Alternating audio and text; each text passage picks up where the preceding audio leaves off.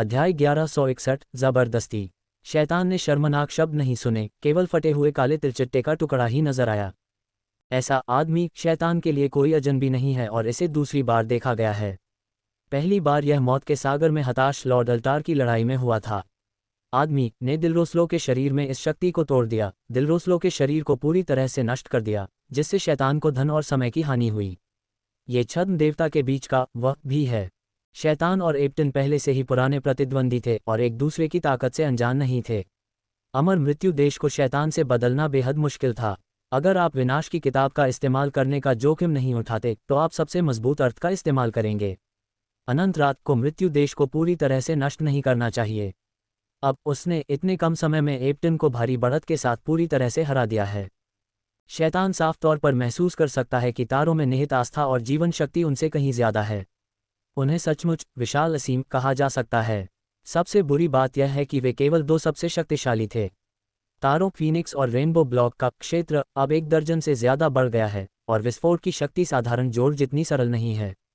अगर आप इस हमले के सामने अबेटन नहीं हैं बल्कि आप खुद हैं, तो क्या आप विनाश की किताब के साथ किताब ले सकते हैं? शैतान एक पल के लिए चुप रहा, धूर्तता पर नजर डाली और आह भरी, आखिरकार कुछ विचार त्याग दिए और विनाश की किताब की शक्ति को दूर कर दिया। मृत्यु साम्राज्य के पुनर्तः नष्ट हो जाने के बाद तारों की रोशनी धीरे धीरे फीकी पड़ गई और जमीन पर 2 आकृतियां दृष्टि की रेखा में दिखाई देने लगीं। चेन रूई चुपचाप खड़ा था और उसके शरीर पर सितारा कवच बस एक दरार थी जिससे दुख का एहसास हो रहा था। ऐसा लग रहा था जैसे कोई भी चीज उसकी इच्छाशक्ति और आत्मा को हिला नहीं सकती। एप्टिन के विपरीत अंधेरे फरिश्तों की अहंकारी मृत्यु में खड़े होने की भी शक्ति नहीं है। वे मुश्किल से जमीन पर बैठ पाते हैं। कवच का शरीर टूटा हुआ है, हर जगह गहरे जख्म दिखाई दे रहे हैं। अगर नुकीली धार वाली 10 कीलें टूट गई हैं तो वे जोर जोर से सांस ले रहे हैं और सांस पहले से ही काफी कम हो गई है। मैंने शैतान की तरफ फिर नहीं देखा। मैं सीधा चेन रूई के पास गया। शैतान ने पीठ में गोली नहीं मारी। चूंकि अबदोन हार चुका था इसलिए इस लड़ाई को जारी रखने का कोई मतलब नहीं था। एबेडॉन, तुम्हारी नाकामी वाकई सही समय पर हुई है, उसने धूर्त मुस्कान के साथ कहा। मुझे और शैतान को तुम्हारा शुक्रिया अदा करना चाहिए। चेन रूई ने कुछ अप्रत्याशित रूप से शैतान की ओर देखा। शैतान का ठंडा चेहरा कुछ समझ नहीं आ रहा था। अबदोन ने भी शैतान की ओर देखा। वह इस समय बहुत आहत है और उसकी शक्ति बहुत कमजोर हो गई है। वह केवल इस साथी पर ही भरोसा कर सकता है। पता नहीं अबदोन का मन कैसा है और मुस्कुराते हुए बोला, शैतान, चूंकि तुम उसके साथ 10 साल का समझौता निभा सकते हो तो मेरी सारी शिकायतें आज की घटनाओं सहित कुछ समय के लिए दूर हो जाएंगी। 1 साल बाद तुम्हारा समझौता पूरा हो जाएगा। अगर तुम जिंदा रहे तो मैं तुम्हें फिर से ढूंढ लूंगा। मैं उसकी कसम खाता हूं और मैं तुम्हें रोकने या तुम्हारे साथ कोई भी समझौता करने की कोशिश नहीं करूंगा। लेकिन मेरी एक शर्त है। हालात। शैतान ने अबदोन को अपनी नज़रों से देखा। मैं पहले ही समझ चुका था कि मैंने जल्दी से दांव पर लगा दिया और आखिरकार सिर हिला दिया। अच्छा। इस दृश्य ने एप्टिन का दिल पूरी तरह से डूब गया। दरअसल उसके और शैतान के बीच कोई रिश्ता ही नहीं है। ये बस एक दूसरे के इस्तेमाल का रिश्ता है। आजकल लीचा जैसे मजबूत दुश्मन और युद्ध शक्ति का सामना करने पर ज्यादा नुकसान नहीं होता। शैतान के लिए अपने फायदे के लिए अपने सहयोगियों को छोड़ देना भी वाजिब है। एबेडॉन, तुम भाग्यशाली हो। ऐसा लगता है कि the Claw of the Royal Spirit नामक कलाकृति ने तुम्हारे बजाय एक घातक प्रहार झेला है। किसी भी स्थिति में तुमने एक जीवन बचाया है, लेकिन यह मैं हूं। लेकिन तुम्हें यकीन नहीं है कि मैं बच निकलूंगा। उन्होंने कहा, अपने बालों को कुचलना एक अच्छा विचार है। हालांकि आपका देश पूरी तरह से ढह गया है और चोट बहुत गंभीर है। अधिक से अधिक हताश होने का ही मौका है। आपको याद दिलाने की जरूरत है, इसे ज्यादा मत लो। आशा है भले ही आप झूठे देवत्व को विस्फोट कर दें, मेरे पास आपकी आत्मा के टुकड़ों को निगलने का एक अच्छा मौका है। तब आप वास्तव में मृत्यु की मांग किए बिना जीवित रह सकते हैं। कौन हमारी प्रतिभाओं को संयम बरतने देगा? आखिरी कुछ शब्द लगभग वही थे जो अबादोन ने उससे पहले कहे थे। अबादोन के दिल में बेबसी का एक गहरा एहसास पैदा हुआ। उसे इसकी उम्मीद नहीं थी।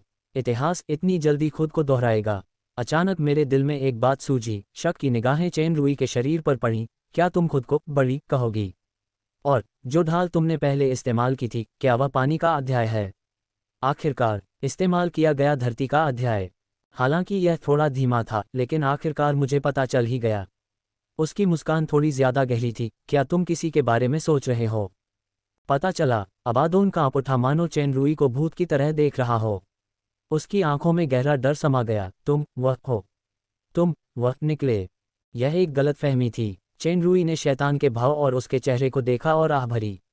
उसने बस इसे स्पष्ट नहीं किया। उसने अपना सिर हिलाया, मुझे कोई फर्क नहीं पड़ता कि मैं कौन हूँ, तुम अभी भी अपनी वर्तमान स्थिति के बारे में सोचते हो। नहीं, तुम मुझे नहीं मारोगे। चेन रुई की पहचान समझकर अबादोन का लड़ने का जोश मानो पूरी तरह से खत्म हो गया था। उसका शरीर थोड़ा कांप उठा और चिल्लाया, मत भूलना, तुम्हारी औरत अभी भी मेरे नियंत्रण में है। ये कहते ही शैतान ने भी चुपके से सिर हिलाया।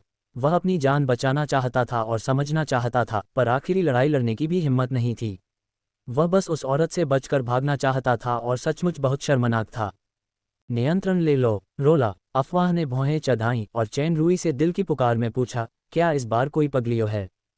चेन रुई ने भी दिल में जवाब दिया, उठो, मेरे यहाँ आने से पहले पगलियो ने बीमारी की शक्ति का इस्तेमाल लोला और तुम्हारी उपराष्ट्रीयता, तुम्हारे विनाशकारी देश के आसपास फैली बीमारी की शक्ति को उठाने के लिए किया है। बीच में जीवन है। मुझे पता है, यह अबादोन धूर्त और धोखेबाज है और आत्मा की गुप्त तकनीक अभी भी मेरे ऊपर है। साधारण अनुबंध को डर है कि इसे पूरी तरह से नियंत्रित नहीं किया जा सकता है। विश्वास मत करो कि वह एक प्रकार का भूत आत्मसमर्पण कर रहा है। उसकी आत्मा की आंखों को बंद करके मेरे पास उसके छद्म जादुई अहंकार को रोकने के लिए 90% पकड़ है। जब तक वह अपने झूठे देवताओं को सील कर सकता है, तब तक वयस्कों के बीच आत्मसमर्पण करने के लिए उसे मारना या धमकी देना आवश्यक है। चेन रुई ने सिर हिलाया और अचानक एबेडॉन के ऊपर अंतरिक्ष की तस्वीर दिखाई दी। अंदर का पात्र लोला है, जो अपनी आंखें बंद कर रहा है। अगर आप चाहते हैं कि आपकी औरत ठीक रहे, तो मुझे जाने दीजिए। अबादोन की आंखें चमक उठीं और उसने रोलर की छवि को अचानक अपने सिर पर पटकते हुए देखा, जिससे दर्द का रंग प्रकट हो गया। चेन रुई और क्यूई हैरान थे। क्या लोला द्वारा संक्रमित बीमारी का संक्रमण पगलू द्वारा नहीं हटाया गया था? क्या आपको लगता है कि इस महिला में सिर्फ रोग की शक्ति है? चेन रुई के आश्चर्य भरे भाव अबादोन की आंखों में उतर आए। हालांकि मुझे नहीं पता कि आपने इस महिला पर रोग निवारण के लिए किस विधि का प्रयोग किया, लेकिन मुझे यकीन है कि आप जो उठा रहे हैं वह सिर्फ रोग की शक्ति है। आत्मा की आंख, उसने पहले ही प्रतिक्रिया दे दी है। दरअसल तुमने उस पर ताबूत रखने में कोई कसर नहीं छोड़ी। शुरुआत में मैं बस एक संभावित छद्म देवता को पूरी तरह से नियंत्रित करना चाहता था। अब लगता है कि यह कदम सही है। अबादोन धीरे से खड़ा हुआ। तुम्हें अच्छी तरह पता होना चाहिए कि उस अजगर ताबूत का क्या मतलब है। एक स्त्री की शक्ति छद्म देवता का मध्य है और छद्म देवता के शिखर की आत्माओं का मुकाबला करना असंभव है। मैं हमेशा आत्मा की आंख को सक्रिय कर सकता हूं ताकि उस आत्मा को सक्रिय कर सकूं जो उसकी आत्मा को खा जाए। अगर वह मरती भी नहीं है तो वह एक मूर्ख बन जाएगी जो बेहोश हो जाती है। ताबूत की प्रजाति आत्मा की आंख का एक रूप है। इसे किसी वस्तु के शरीर में घुसे हुए शरीर में विभाजित किया जा सकता है। ये बीज की तरह अंकुरित होता है। समय के साथ यह एक दूसरे को कदम दर कदम नियंत्रित करेगा, जिससे ये पूरी तरह से आज्ञाकारी सेवक बन जाएगा। हालांकि ताबूत की प्रजाति को अबादोन की सबसे मूल आत्मा की शक्ति का उपभोग करने की आवश्यकता है और यह एक विशेष संबंध उत्पन्न करेगा। एक बार जब ताबूत की प्रजाति क्षतिग्रस्त हो जाती है तो अबादोन को स्वयं क्षति होगी या यहाँ तक कि एक मजबूत पलटवार भी होगा, इसलिए इसका उपयोग करना आमतौर पर आसान नहीं है। चेन रुई ने दिल से ताबूत की स्थिति सुनी और वह जल्दी में था। मैं सोच भी नहीं सकता था कि अबादोन ने वास्तव में ऐसे अप्रत्याशित हाथ को दफना दिया होगा। उन्होंने जो कहा उसके अनुसार चेन रुई ताबूत की प्रजातियों को दूर करने के लिए बुरी आत्माओं की शक्ति का उपयोग करने की कोशिश कर सकता है, लेकिन ये प्रभावी होने की गारंटी नहीं है और रोलर यहाँ प्यास से दूर नहीं है। मुझे सुरक्षित निकलने दो, वरना मैं अभी ताबूत की प्रजाति सक्रिय कर दूंगा। चेन रुई जानता है कि वह चौक को बिगाड़ नहीं सकता। सतह धीरे धीरे पिछले आश्चर्य से उबर रही है। पहले ताबूत उठाओ, मैं तुम्हें रास्ता दिखा सकता हूँ। इससे मेरे पास जाने का कोई रास्ता नहीं बचेगा। अबादोन ने उपहास किया। उसकी नज़र शैतान पर से गुजर गई और शिकायतों का रंग क्षणभंगुर था। उसने मन बना लिया है कि जब तक वह जन्म से बच सकता है, बदला लेने के लिए निश्चित रूप से दोगुना हो जाएगा, विशेष रूप से बेहोंग और शैतान ने अबादोन के मन में छिपी हुई घृणा को बड़ी चतुराई से पकड़ लिया है और एक अदृश्य शक्ति ने अबादोन को चुपचाप बंद कर दिया है। बुरी तरह से घायल होने के बावजूद अबादोन की आत्मा की संवेदना अभी भी तीव्र थी और उसने शैतान की चाल भी भांप ली और उसकी नज़र चेन रुई के शरीर पर पड़ी। सब लोग समझते हैं। मैं तुम्हारे साथ देर नहीं करूंगा। मैं अभी यहाँ से जा रहा हूँ। अगर तुम पर कोई हमला हुआ, चाहे तुम कोई भी हो, मैं तुरंत ताबूत को सक्रिय कर दूंगा। स्पष्टतः अबादोन द्वारा बताए गए हमलावर न केवल ईर्ष्यालु हैं, बल्कि शैतान भी हैं। एप्टिन के खत्म होते ही उसकी आकृति धीरे धीरे आगे पीछे होने लगी। शैतान की आंखें कराह उठीं और वह बस शुरू ही करने वाला था। एप्टिन की आंखें चमक उठीं। उस तस्वीर में लोला ने फिर से दर्द से अपना सिर हिलाया। चेन रूई चिल्लाया, रुको। अबादोन स्तब्ध रह गया और शैतान की ओर देखा, जो जाने के लिए तैयार था। मैं दूसरी बार ऐसा नहीं दोहराऊंगा। मुझे पूरा यकीन है, इससे पहले कि तुम में से कोई मुझे मारे या मारने की कोशिश करे, ताबूत को पूरी तरह से तोड़ दो। अगर तुम चाहते हो कि तुम्हारी औरत मेरे साथ दफन हो, तो कोशिश करो। आगे जारी रहेगा। अध्याय 1162 जबरदस्ती। शैतान ने पायथन की बातें नहीं सुनी, क्योंकि उसके सामने केवल चमकदार अंधकार ही बचा था। शैतान के लिए ऐसी चमक कोई नई बात नहीं थी, क्योंकि उसने इसे दूसरी बार देखा था। पहली बार मृतसागर में निराशा मुख्य वेदी के युद्ध में, जहां उस व्यक्ति ने डिलोस्रो के शरीर में ये शक्ति प्रकट की थी, जिससे डिलोस्रो का अवतार पूरी तरह नष्ट हो गया था। इससे शैतान को हार का सामना करना पड़ा, और वह उस व्यक्ति से हार गया जो अभी भी छद्म देवता की मध्यवर्ती अवस्था में था। शैतान और अबादोन पहले से ही पुराने प्रतिद्वंदी माने जाते थे। वे एक दूसरे की शक्तियों से अनजान नहीं थे। मृत्यु के अमर साम्राज्य से निपटना बेहद मुश्किल था।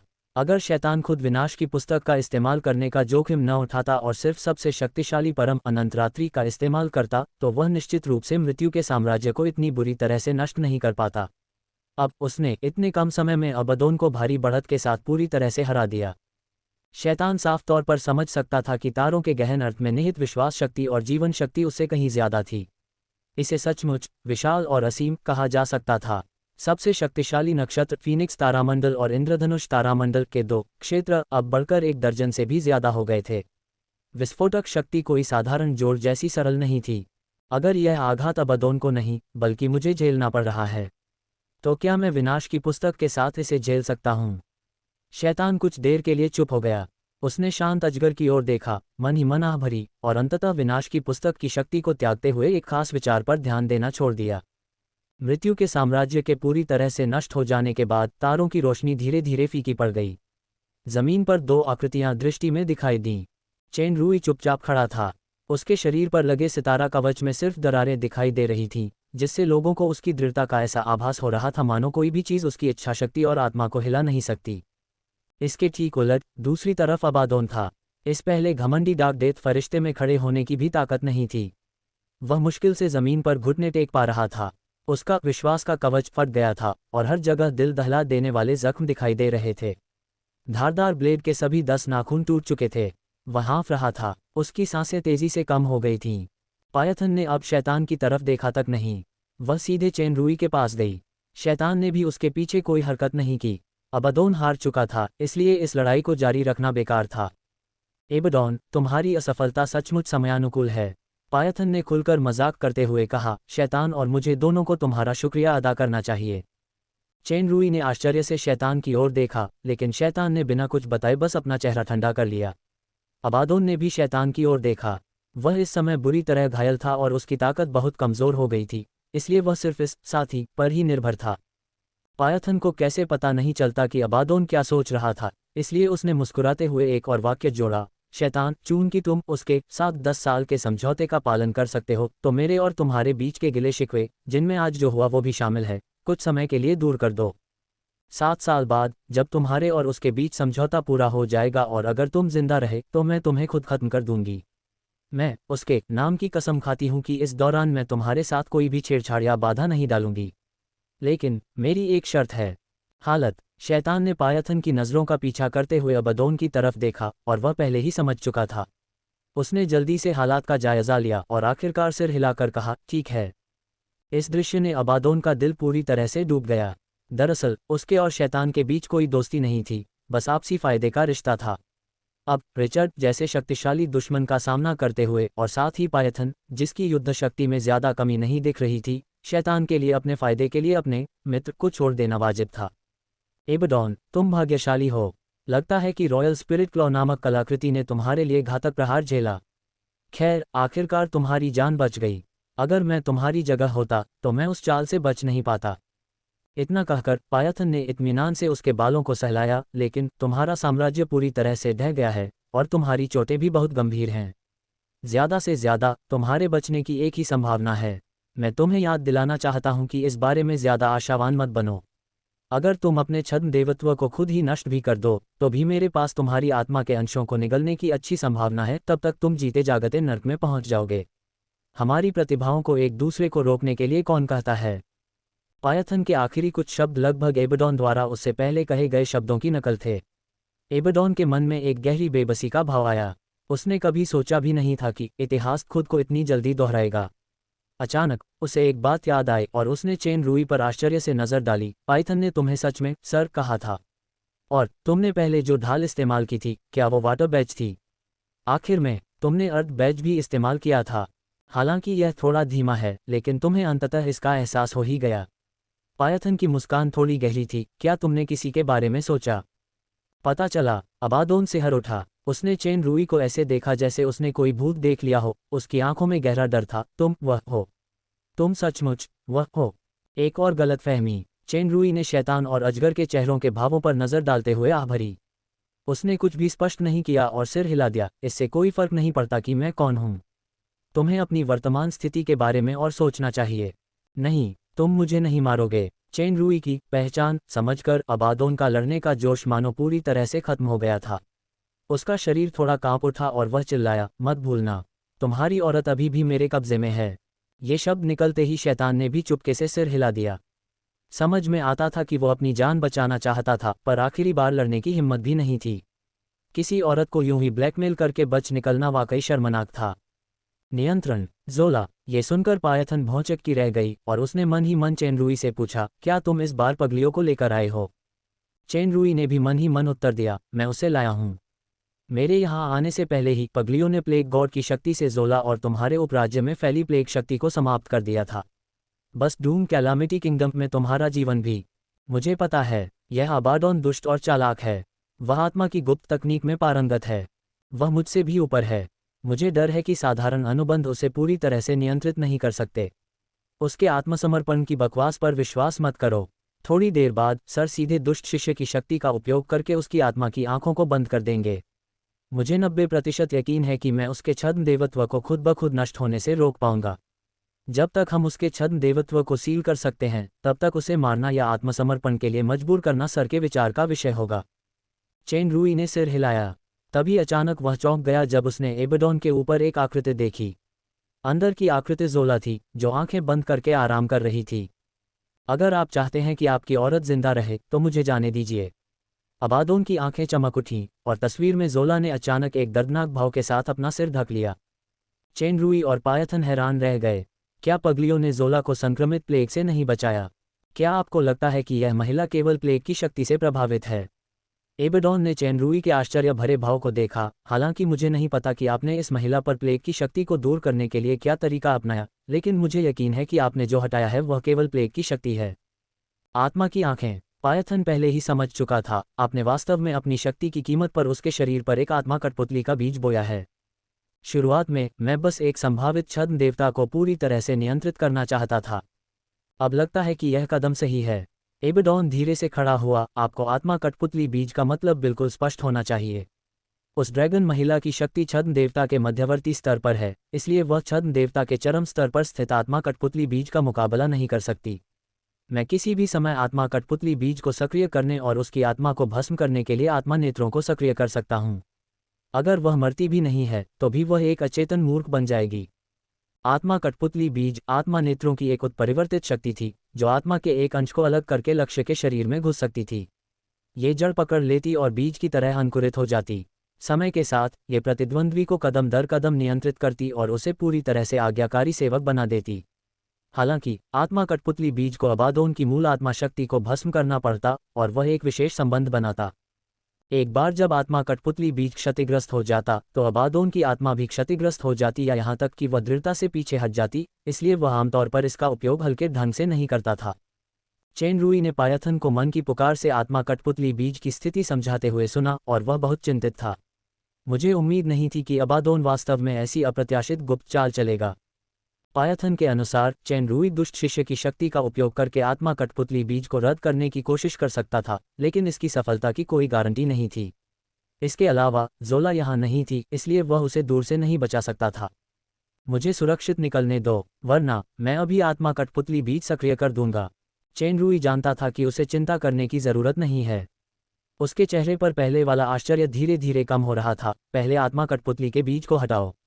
मैं तुम्हें जिंदा छोड़ सकता हूँ, इससे तो मैं बस एक मुश्किल में फंस जाऊंगा।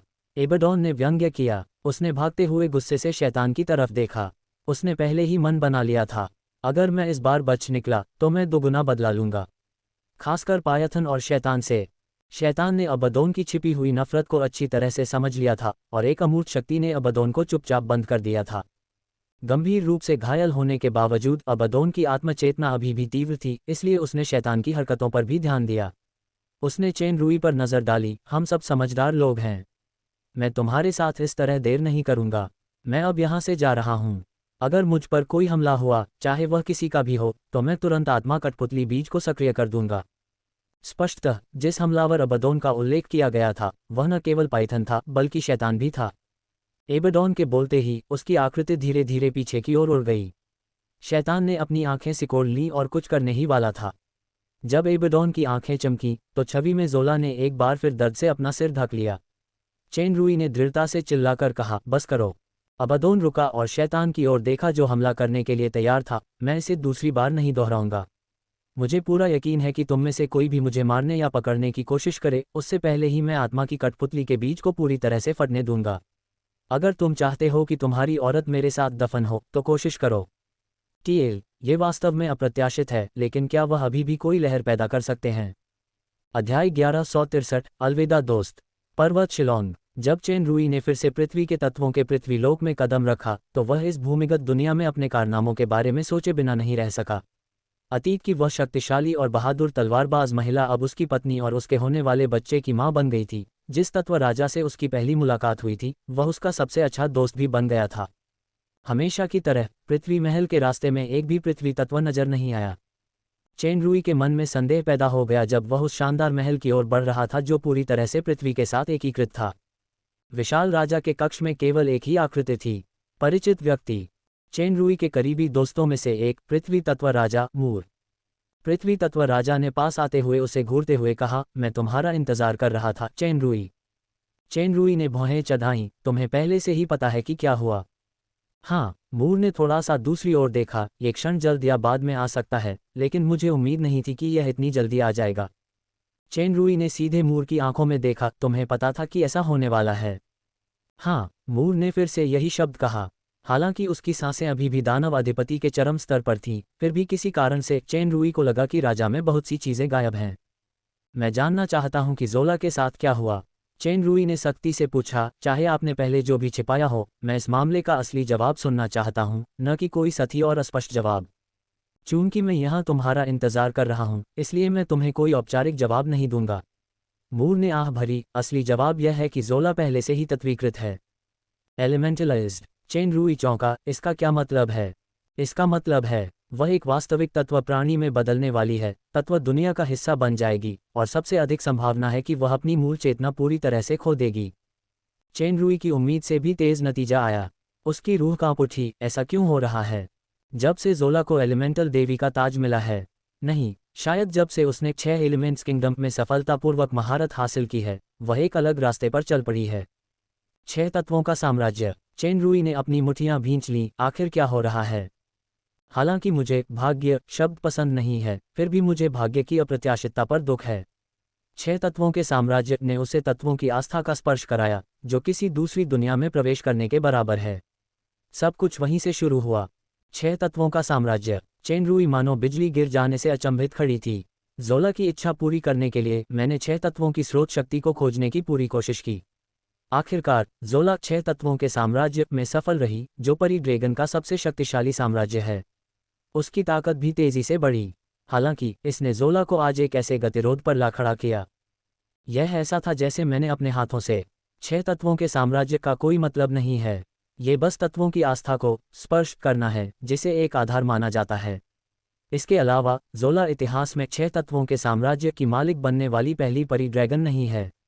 मूर ने चेन रुई के आत्मदोष को नोटिस किया। अगर 6 तत्वों के साम्राज्य ने जोला को तत्वों की आस्था को छूने की अनुमति दी, तो तत्व देवी मुकुट की मान्यता ने उसे इस तरह की आस्था को नियंत्रित करने की क्षमता प्रदान की। तत्वदूत। चेन रुई ने सोचा कि मूर और हेगेल ने डार्क मून पर पहुंचने पर क्या कहा था। मूर ने सिर हिलाया, एलिमेंटल मैसेंजर तत्वों का सेनापति है। ये तत्वों की शक्ति को अधिकतम कर सकता है और अपनी सर्वोच्च शक्ति का प्रयोग कर सकता है। इसका कारण यह है कि एक एलिमेंटल मैसेंजर तत्वों की आस्था को नियंत्रित कर सकता है। तत्वों की दुनिया से बाहर एक प्राणी होने के नाते यह एक विशेष मामला है कि वह एक एलिमेंटल मैसेंजर बन सकती है। इसका कारण वास्तव में एलिमेंटल देवी का मुकुट है। जिस क्षण से ज़ोला को ये कलाकृति मिली, उसका आधार एक वास्तविक योग्यता बन गया। योग्यता। चेन रुई को एक कीवर्ड समझ में आया। मूर ने कोई जवाब नहीं दिया। वह बस अपनी बात जारी रखते हुए बोले, तो जब एलिमेंटल देवी का स्टाफ पहले से ही जागृत हो जाता है, तो हम केवल ज़ोला की ओर ही रुख कर सकते हैं, जिसके पास एलिमेंटल देवी का आयुध भी है। दरअसल हमें यकीन नहीं था कि ज़ोला एलिमेंटल देवी के स्टाफ को नियंत्रित कर पाएगी। अगर ज़ोला असफल रही तो न केवल वह 6 एलिमेंट्स किंगडम से वंचित हो जाएगी, बल्कि एलिमेंटल देवी का मुकुट भी उससे छिन जाएगा वगैरह। यह उसकी योग्यता खोने के बराबर है। शायद यही सबसे अच्छा अंत है। चेन रुई की भीगी हुई मुट्ठियां थोड़ी कांप उठीं। ज़ोला की ताकत चली भी जाए तो कोई बात नहीं, कम से कम वो सुरक्षित और स्वस्थ तो रहेगी। जरूरी नहीं। दरअसल उस स्थिति में 2 अंत होंगे। पहला, तत्व देवी मुकुट और तत्व देवी कर्मचारी वंचित 6 तत्वों के साम्राज्य को अपने में समाहित कर लेंगे और फिर से मौन हो जाएंगे। दूसरा, तत्व देवी कर्मचारी और तत्व देवी मुकुट 6 तत्वों के साम्राज्य की शक्ति के प्रभाव में प्रतिध्वनित होंगे, जिससे एक और भी खतरनाक प्रघाती तरंग फूटेगी और तत्व जगत की मोहर पूरी तरह से नष्ट हो जाएगी। तब तक सबसे भयानक प्रलय आ जाएगा। न केवल तत्व जगत बल्कि पूरे मुख्य लोकों का विनाश हो सकता है। क्या पूरा मुख्य विमान नष्ट हो जाएगा? चेन रुई की पुतलियां सिकुड़ गईं। इससे पहले कि वह कुछ पूछ पाता, मूर के शब्दों ने उसका ध्यान फिर से खींचा। सौभाग्य से ज़ोला ने एक तीसरा अंत रचा और तत्व देवी के कर्मचारियों को सफलतापूर्वक नियंत्रित किया। उसकी शक्ति छद्म देवता में समा गई है। साथ ही इसने उसे एक और योग्यता प्राप्त करने में भी सक्षम बनाया। ये फिर से योग्यता है। आखिर यह क्या है? कलाकृतियों में निहित शक्ति गौण है। तात्विक देवी का मुकुट विश्वास का प्रतीक है, तात्विक देवी का दंड आत्मा का प्रतीक है और तात्विक देवी का वस्त्र जीवन का प्रतीक है। मूर की निगाहें गहरी हो गईं। तात्विक देवी के आयुध के इन 3 तत्वों का सच्चा अर्थ है ईश्वरत्व। ईश्वरत्व। चेन रुई फिर चौंक गई। मूर के शब्द बिल्कुल स्पष्ट थे। ये छद्म ईश्वरत्व नहीं बल्कि ईश्वरत्व है। ईश्वर का सच्चा सार। चेन रुई को अंततः समझ में आया, क्या ये हो सकता है? तथाकथित योग्यता तत्व देवी के देवत्व को प्राप्त करना है। सटीक रूप से कहें तो ये खंडित देवत्व है। दरअसल तत्व राजा जिन मूल तत्वों के अंशों की तलाश में थे, वे मूल तत्व देवी के देवत्व के खंड प्रक्षेपण हैं। जब सभी 6 मूल अंश एकत्रित हो जाएंगे, तभी मूल तत्व देवी का खंडित देवत्व फिर से संघनित होना शुरू हो सकता है। फिलहाल ज़ोला को अंतिम योग्यता से पहले आखिरी परीक्षा देनी है, यानी। मूर के ये कहते ही अचानक एक क्लिक की आवाज़ आई। उसके ठोस शरीर में एक दरार दिखाई दी। ये दृश्य देखकर चेन रुई हैरान रह गया। अभी अभी कहे गए शब्दों से जो जानकारी सामने आई थी, उसे नज़रअंदाज करते हुए उसने कहा, तुम्हें क्या हो रहा है? मैं ठीक हूँ। मूर ने अपने शरीर पर पड़ी दरारों की तरफ नहीं देखा। एक बार जब उसे पूरी विरासत मिल जाएगी तो उसे अकल्पनीय शक्ति मिलेगी, लेकिन दूसरे नज़रिए से वह और भी ज़्यादा खो देगी। Crack crack crack. मूर के शरीर पर कुछ और दरारें पड़ गईं, जो और भी चौंकाने वाली हो गईं। चेन रुई के सिर पर तुरंत कांटों का मुकुट प्रकट हो गया और उसने दिव्य उपचार सक्रिय कर दिया। हालांकि जब सबसे तेज उपचारात्मक प्रकाश पृथ्वी तत्व राजा पर पड़ा तो उसका कोई असर नहीं हुआ। यह बेकार है, यह कोई चोट नहीं है।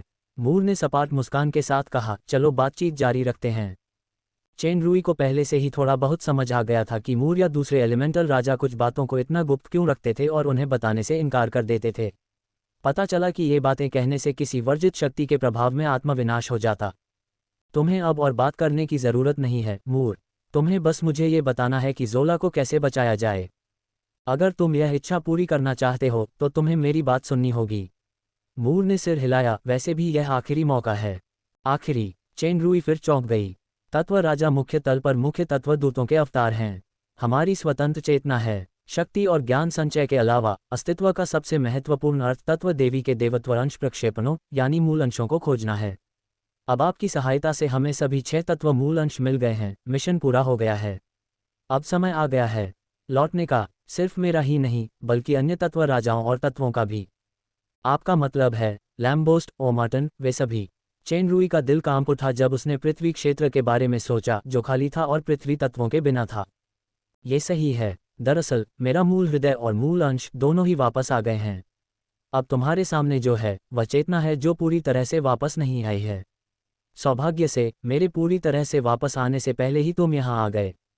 पूरी तरह वापसी। चेन रुई का दिल बैठ गया। उसके दिल का आक्रोश पूरी तरह से गायब हो गया था, बस खौफ रह गया था। 6 एलिमेंटल राजाओं के एलिमेंटल हॉट और मूल अंश सभी एलिमेंटल दुनिया में लौट आए थे। फिर मूर ने आह भरी, मूर तो बस एक परछाई है। भले ही उसमें स्वतंत्र चेतना हो, फिर भी वह परछाई ही है। बुलबुले की तरह वह भी फूट ही जाएगा। अब उसके अस्तित्व का अर्थ समाप्त हो गया है, वह अपने मूल शरीर में वापस लौट जाएगा। जैसे पानी की एक बूंद समुद्र में गिरती है, वह कोई लहर नहीं बना सकती। चेन रुई का दिल कांप उठा।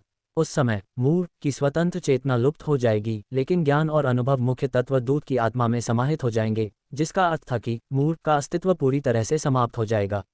न केवल मूर, बल्कि लैम्बोस्ट, डेल्कस, ओमाटन, सेथाइन, हेगेल और वे सभी तत्व जो कभी स्वतंत्र चेतना रखते थे। मेरे पास ज्यादा समय नहीं है। संक्षेप में कहें तो ज़ोला का रास्ता अपरिवर्तनीय है। अगर आप अभी जल्दबाजी में कोई कदम उठाएंगे तो कुछ भी रोकने के बजाय आप उसे और भी ज्यादा नुकसान पहुंचाएंगे। हालांकि कुछ भी पूर्ण नहीं है। मैंने उपजाऊ युआन मिट्टी में अपनी आत्मिक शक्ति का आखिरी अंश छोड़ दिया है। जब यह एक तेज रंगीन रोशनी उत्सर्जित करती है तो इसका मतलब है कि ज़ोला अंतिम परीक्षा में प्रवेश कर चुकी है। जब ये सुनहरी रोशनी उत्सर्जित करती है और फट जाती है तो ये तात्विक दुनिया का प्रवेश द्वार खोल देगी। आप अपनी रक्षा के लिए आस्था शक्ति का उपयोग कर सकते हैं और तात्विक दुनिया में प्रवेश कर सकते हैं। उस समय उसके साथ आपका चुनाव आपका अंत और शायद हर चीज का अंत तय करेगा। मूर ने बस कुछ ही शब्द कहे थे कि उसके शरीर पर एक के बाद एक भयानक दरारें पड़ गईं। यहां तक कि उसका चेहरा भी फट गया था। उसका पूरा शरीर पहले से ही टूट रहा था। मूर, चेन रुई को गहरा पश्चाताप हुआ, ये सब मेरी गलती है। अगर मुझे सभी मूल टुकड़े नहीं मिले होते तो ये सब कुछ नहीं होता। तुम गलत हो, ये नियति है, ये देर सवेर आएगी ही और इसका तुमसे कोई लेना देना नहीं है। इसके अलावा क्योंकि तुमने मूल अंश पा लिया है, इसलिए हमें सचमुच राहत मिली है। सिर्फ मैं ही नहीं, बल्कि तत्वों की दुनिया के सभी जीव, जिनमें मुख्य तत्व दूत भी शामिल है, इसी का इंतजार कर रहे हैं। अब से कोई भी तत्व युद्ध नहीं होगा। तत्व युद्ध का अर्थ क्या है और तत्व जगत की मुहर क्या है? और मुख्य तल पर आपने जिस प्रलयकारी आपदा का जिक्र किया था। चेन रुई की आवाज अचानक बंद हो गई और उसने आगे कुछ नहीं पूछा, क्योंकि मूर के शरीर की सतह पहले ही धीरे धीरे विघटित होने लगी थी। लैम्बोस्ट ने मुझे आपको एक संदेश देने के लिए कहा था। मूर की आवाज बहुत कमजोर थी। धन्यवाद। चेन रुई ने दांत पीसकर Holy Grail, Crown of Thorns और दूसरी शक्तियों का इस्तेमाल किया, लेकिन वे मूर के शरीर को गिरने से नहीं रोक सके। उसके मन में गहरी उदासी छा गई। यह आश्चर्यजनक है। मेरी राय में जल तत्व कभी भी लोगों से ये दो शब्द नहीं कहते। आप में एक अजीब सा आकर्षण है। कोई आपके जितना करीब होगा उतना ही ज्यादा प्रामाणिकता का एहसास कर सकता है। अगर आप कर सकें तो कृपया उस अनमोल सत्य को बनाए रखें, क्योंकि यह शक्ति से भी ज्यादा कीमती है। चेन रुई की आंखें लाल थीं और उनमें गर्म आंसू बह रहे थे। मूर का शरीर इतना पतला हो गया कि उसने कहा, एलिमेंटल्स रो नहीं सकते, लेकिन मैं उस दुख की गर्माहट महसूस कर सकता हूँ। मूर के लिए आपने जो कुछ भी किया उसके लिए शुक्रिया। आपकी दोस्ती के लिए शुक्रिया जिसने मुझे मेरे वजूद का एहसास दिलाया। अगर लैम्बोस्ट ने आपको शुक्रिया कहा है तो मैं बस यही कहना चाहता हूँ, माफ करना। अलविदा दोस्त। मूर की आकृति पूरी तरह से गायब हो गई, केवल उपजाऊ युआन मिट्टी ही जमीन पर चुपचाप पड़ी रही। पृथ्वी तत्व राजा के विनाश से पहले के अंतिम शब्द हवा में धुंधले सुनाई दे रहे थे। चाहे आप वह व्यक्ति हो या नहीं, वास्तव में भाग्य से परे जाने का प्रयास करें। टीएल, उम्मीद है कि चेन रुई का कारक मूर को मुख्य एलिमेंटल मैसेंजर में जीवित रहने देगा। अध्याय 1164, भविष्य के प्रक्षेप पथ। डार्क मून निवास में चेन रुई जमीन पर बैठा आसमान पर छाए काले बादलों को देख रहा था। उसने शराब का एक घूंट लिया और चुप रहा। जमीन पर खाली शराब की बोतलें पड़ी थीं। दरअसल चेन रुई शराबी नहीं था, बल्कि उस पर दो शराबी साथियों का असर था। इसके अलावा शराब पीना इस दुनिया में दोस्तों के बीच सबसे आम शिष्टाचारों में से एक था, इसलिए उसकी असली शराब सहनशीलता बिना ताकत के धोखा दिए धीरे धीरे बेहतर हो गई थी। लेकिन ये पहली बार था जब उसने इस तरह कई दिनों तक शराब पी। पृथ्वी लोक से डार्क मून पर लौटने के बाद चेन रुई ने शराब पीने के अलावा शायद ही कुछ खाया पिया हो। वह बस चुप रहा। मूर, उसका सबसे अच्छा दोस्त, अचानक उसे हमेशा के लिए छोड़ गया था। उसके पास इसे स्वीकार करने का समय ही नहीं था और वह इसे स्वीकार भी नहीं कर पा रहा था। शेष 5 एलिमेंटल राजा, जिनमें मित्रवत लैम्बोस्ट, सेथटाइन और हेगेल शामिल थे, जो सबसे कम मित्र जैसे दिखते थे, वास्तव में मित्र थे। खोने की भावना को ग्रंथों या शब्दों में वर्णित नहीं किया जा सकता। ज़ोला के सामने सबसे खतरनाक और मुश्किल रास्ता था। जब उसे मदद और दिलासे की सबसे ज्यादा जरूरत थी तो वह कुछ नहीं कर सकता था, वह उसके साथ भी नहीं रह सकता था। हालांकि मूर ने कहा था कि यही भाग्य है, अगर कोई तत्व स्रोत शक्तियां और कोई मूल अंश न होते तो सब कुछ वैसा नहीं होता जैसा आज है। तो क्या हुआ अगर मैं राफेल, एबडॉन या माइकल और शैतान को भी हरा दूं? मैं फिर भी तथाकथित भाग्य को नहीं बदल सकता। भाग्य, मैं वास्तव में इससे कैसे पार पाऊं? चेन रुई ने सोच सोचकर एक घूंट लिया और पाया कि उसके हाथ में शराब की बोतल फिर से खाली हो गई थी। उसके हाथ में एक और बोतल आ गई। इससे पहले कि वह बोतल का ढक्कन खोलता, शराब की बोतल अचानक उसके हाथ से छूटकर उसके पीछे खड़े व्यक्ति के हाथ में जा गिरी। अकेले शराब पीने में कोई मज़ा नहीं है, पेग्लियो की आवाज़ सुनाई दी। मैं बस थोड़ी शराब पीना चाहता हूँ। जहरीला अजगर उसके बगल में बैठ गया और कुशलता से अपने दांतों से बोतल का ढक्कन गिरा दिया। उसने चेन रुई के हाथ में आई नई शराब की बोतल से उसे टकराया, अपना सिर उठाया और पल भर में शराब गटक गया। अरे, तुम इस तरह शराब पीने के लिए बहुत कंजूस हो। पगलियों ने चेन रुई की ओर देखा जो धीरे धीरे घूंट भर रहा था। क्या उस आदमी को जो अपने दुख को दूर करने के लिए पीता है, उसे एक ही बार में पूरी शराब नहीं पीनी चाहिए? चेन रुई ने अपना सिर हिलाया। जो आदमी लोगों को दुख से बचने के लिए शराब न पीने के लिए मनाने आया है, उसे आपकी तरह नहीं मनाना चाहिए, है ना? मैं कोई जिद्दी आदमी नहीं हूँ। वैसे भी बहुत सी औरतें पहले ही तुम्हारे बारे में परेशान हो चुकी हैं। मैं बस थोड़ी शराब पीना चाहता हूँ। मुझे कुछ और बोतलें दो। पगलियो शर्मीला नहीं था। उसने चेन रुई द्वारा अभी अभी निकाली गई सारी बोतलें अपने पास रख लीं। धीरे करो। चेन रुई ने पगलियो को शराब पीते हुए देखा। ये बैंगनी बेरी वाली शराब है जो कैथरीन ने मुझे सम्मान स्वरूप दी थी। इसकी मात्रा सीमित है, इसे पीने के बाद ये खत्म हो जाएगी। जहर वाला अजगर मुस्कुराया, हे महारानी तो आपकी हैं, इस शराब में क्या खास बात है? लेकिन फिर विशेष श्रद्धांजलि तो अलग ही है। इस शराब की खुशबू बेहद मधुर है, आम उत्पादों से कहीं बेहतर। अफसोस की बात है कि रोमन बंद कमरे में प्रशिक्षण के दौरान ही टूट पड़ने वाला है, वरना वो सूंघने जरूर आ जाता। जो भी है निकाल लो, कंजूस मत बनो। ठीक है, तुम जीत गए। चेन रुई ने व्यंग्यात्मक ढंग से मुस्कुराते हुए 5 बोतलें और निकाली, बस इतना ही। दोनों ने शराब पी और एक दूसरे से बातें की। अब मैं तुम्हारा मूड समझ रहा हूँ। पेग्लियो ने शराब का घूंट लिया। अगर पहले होता तो शायद मैं समझ नहीं पाता। चेन रुई जहरीले अजगर का मतलब समझ गया। पहले पगलियो, जो जन्म से ही सिर्फ अंडे के छिलके देखता था, पूरी तरह से आत्मकेंद्रित था। वह एक आम अजगर था जो सिर्फ अपने स्वार्थ का ध्यान रखता था, लेकिन अब वह अलग था। उसके पहले से ही दोस्त और प्रेमी थे। उसने उनकी रक्षा के लिए एक से ज्यादा बार युद्ध में अपनी जान जोखिम में डाली थी, इसलिए पगलियो एक करीबी दोस्त को खोने का दुख समझता था। किसी भी बात को समझाने या टालने की जरूरत नहीं है। आपने खुद ही कह दिया है, कोई भी व्यक्ति पूर्ण नहीं होता और जीवन कभी भी सहज नहीं होता। आपने सही काम किया होगा या गलत, लेकिन अगर किया है तो उसे छोड़ दीजिए। आप इसके बारे में इतना क्यों सोचते हैं? आप ये क्यों नहीं सोचते कि भविष्य में क्या करना है? इतना कहकर पगलियो ने एक गहरी सांस छोड़ी और अपनी कमर कसते हुए कहा, हालांकि चाहे मूड हो या रवैया, अनुकूलन या मध्यस्थता की एक प्रक्रिया हमेशा होती है। ये बिल्कुल वैसा ही है जैसे मुझे अचानक पता चला कि इंसानों की दुनिया की ड्रैगन वैली में मेरा एक पिता है। मैंने तुरंत ही पगरिस पर अपना गुस्सा निकाला। मुझे इस मानसिक अवरोध से बाहर निकलने में बहुत समय लगा। मैं तुम्हारी तरह उलझा हुआ नहीं हूँ। चेन रुई ने अपने हाथ में पकड़ी शराब की बोतल से आखिरी घूंट पी लिया, लेकिन उसके हाथ में कोई नई शराब की बोतल नहीं थी। दरअसल ऐसा नहीं है कि मैं सोच नहीं सकता, मैं बस कुछ सवालों के बारे में सोच रहा हूँ। इतने भावुक मत हो। मुझे परवाह नहीं कि तुम मरना चाहते हो या जीना। मैं तो बस अपनी शराब की लत मिटाने का मौका चाहता हूँ। पगलियो ने अपने नितंब थपथपाए और खड़ा हो गया। छोटी बेटी आजकल बोल रही है। उसने मुझे बच्चे पैदा करने का वो राज आजमाने को कहा था, लेकिन मुझे कुछ समय के लिए शराब छोड़नी पड़ेगी। ये वाकई बहुत दुखद है। वो तो कड़ी नज़र भी रखती है। खैर, डोडो जैसी अच्छी बेटी होना भी अच्छा होगा। देखो, जैसा कि हमने बताया, डोडो यही है। मैं अभी जाकर कोई ऐसी जगह ढूंढता हूँ जहाँ से शराब की सांसें निकल जाएं। कहीं ऐसा न हो कि छोटी बच्ची उसकी गंध सूंघकर छोटी बेटी से शिकायत कर दे।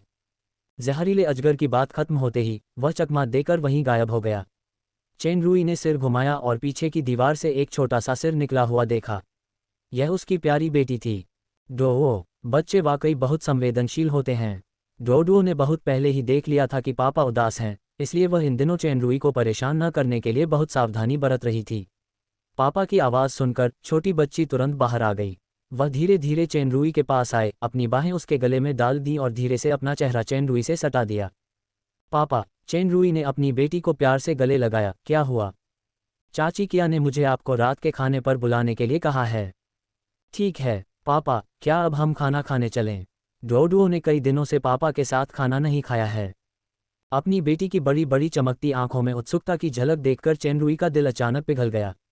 उसने एक गहरी सांस ली, खड़ा हुआ और चेहरे पर एक पुरानी खोई हुई मुस्कान बिखेरते हुए बोला, ठीक है।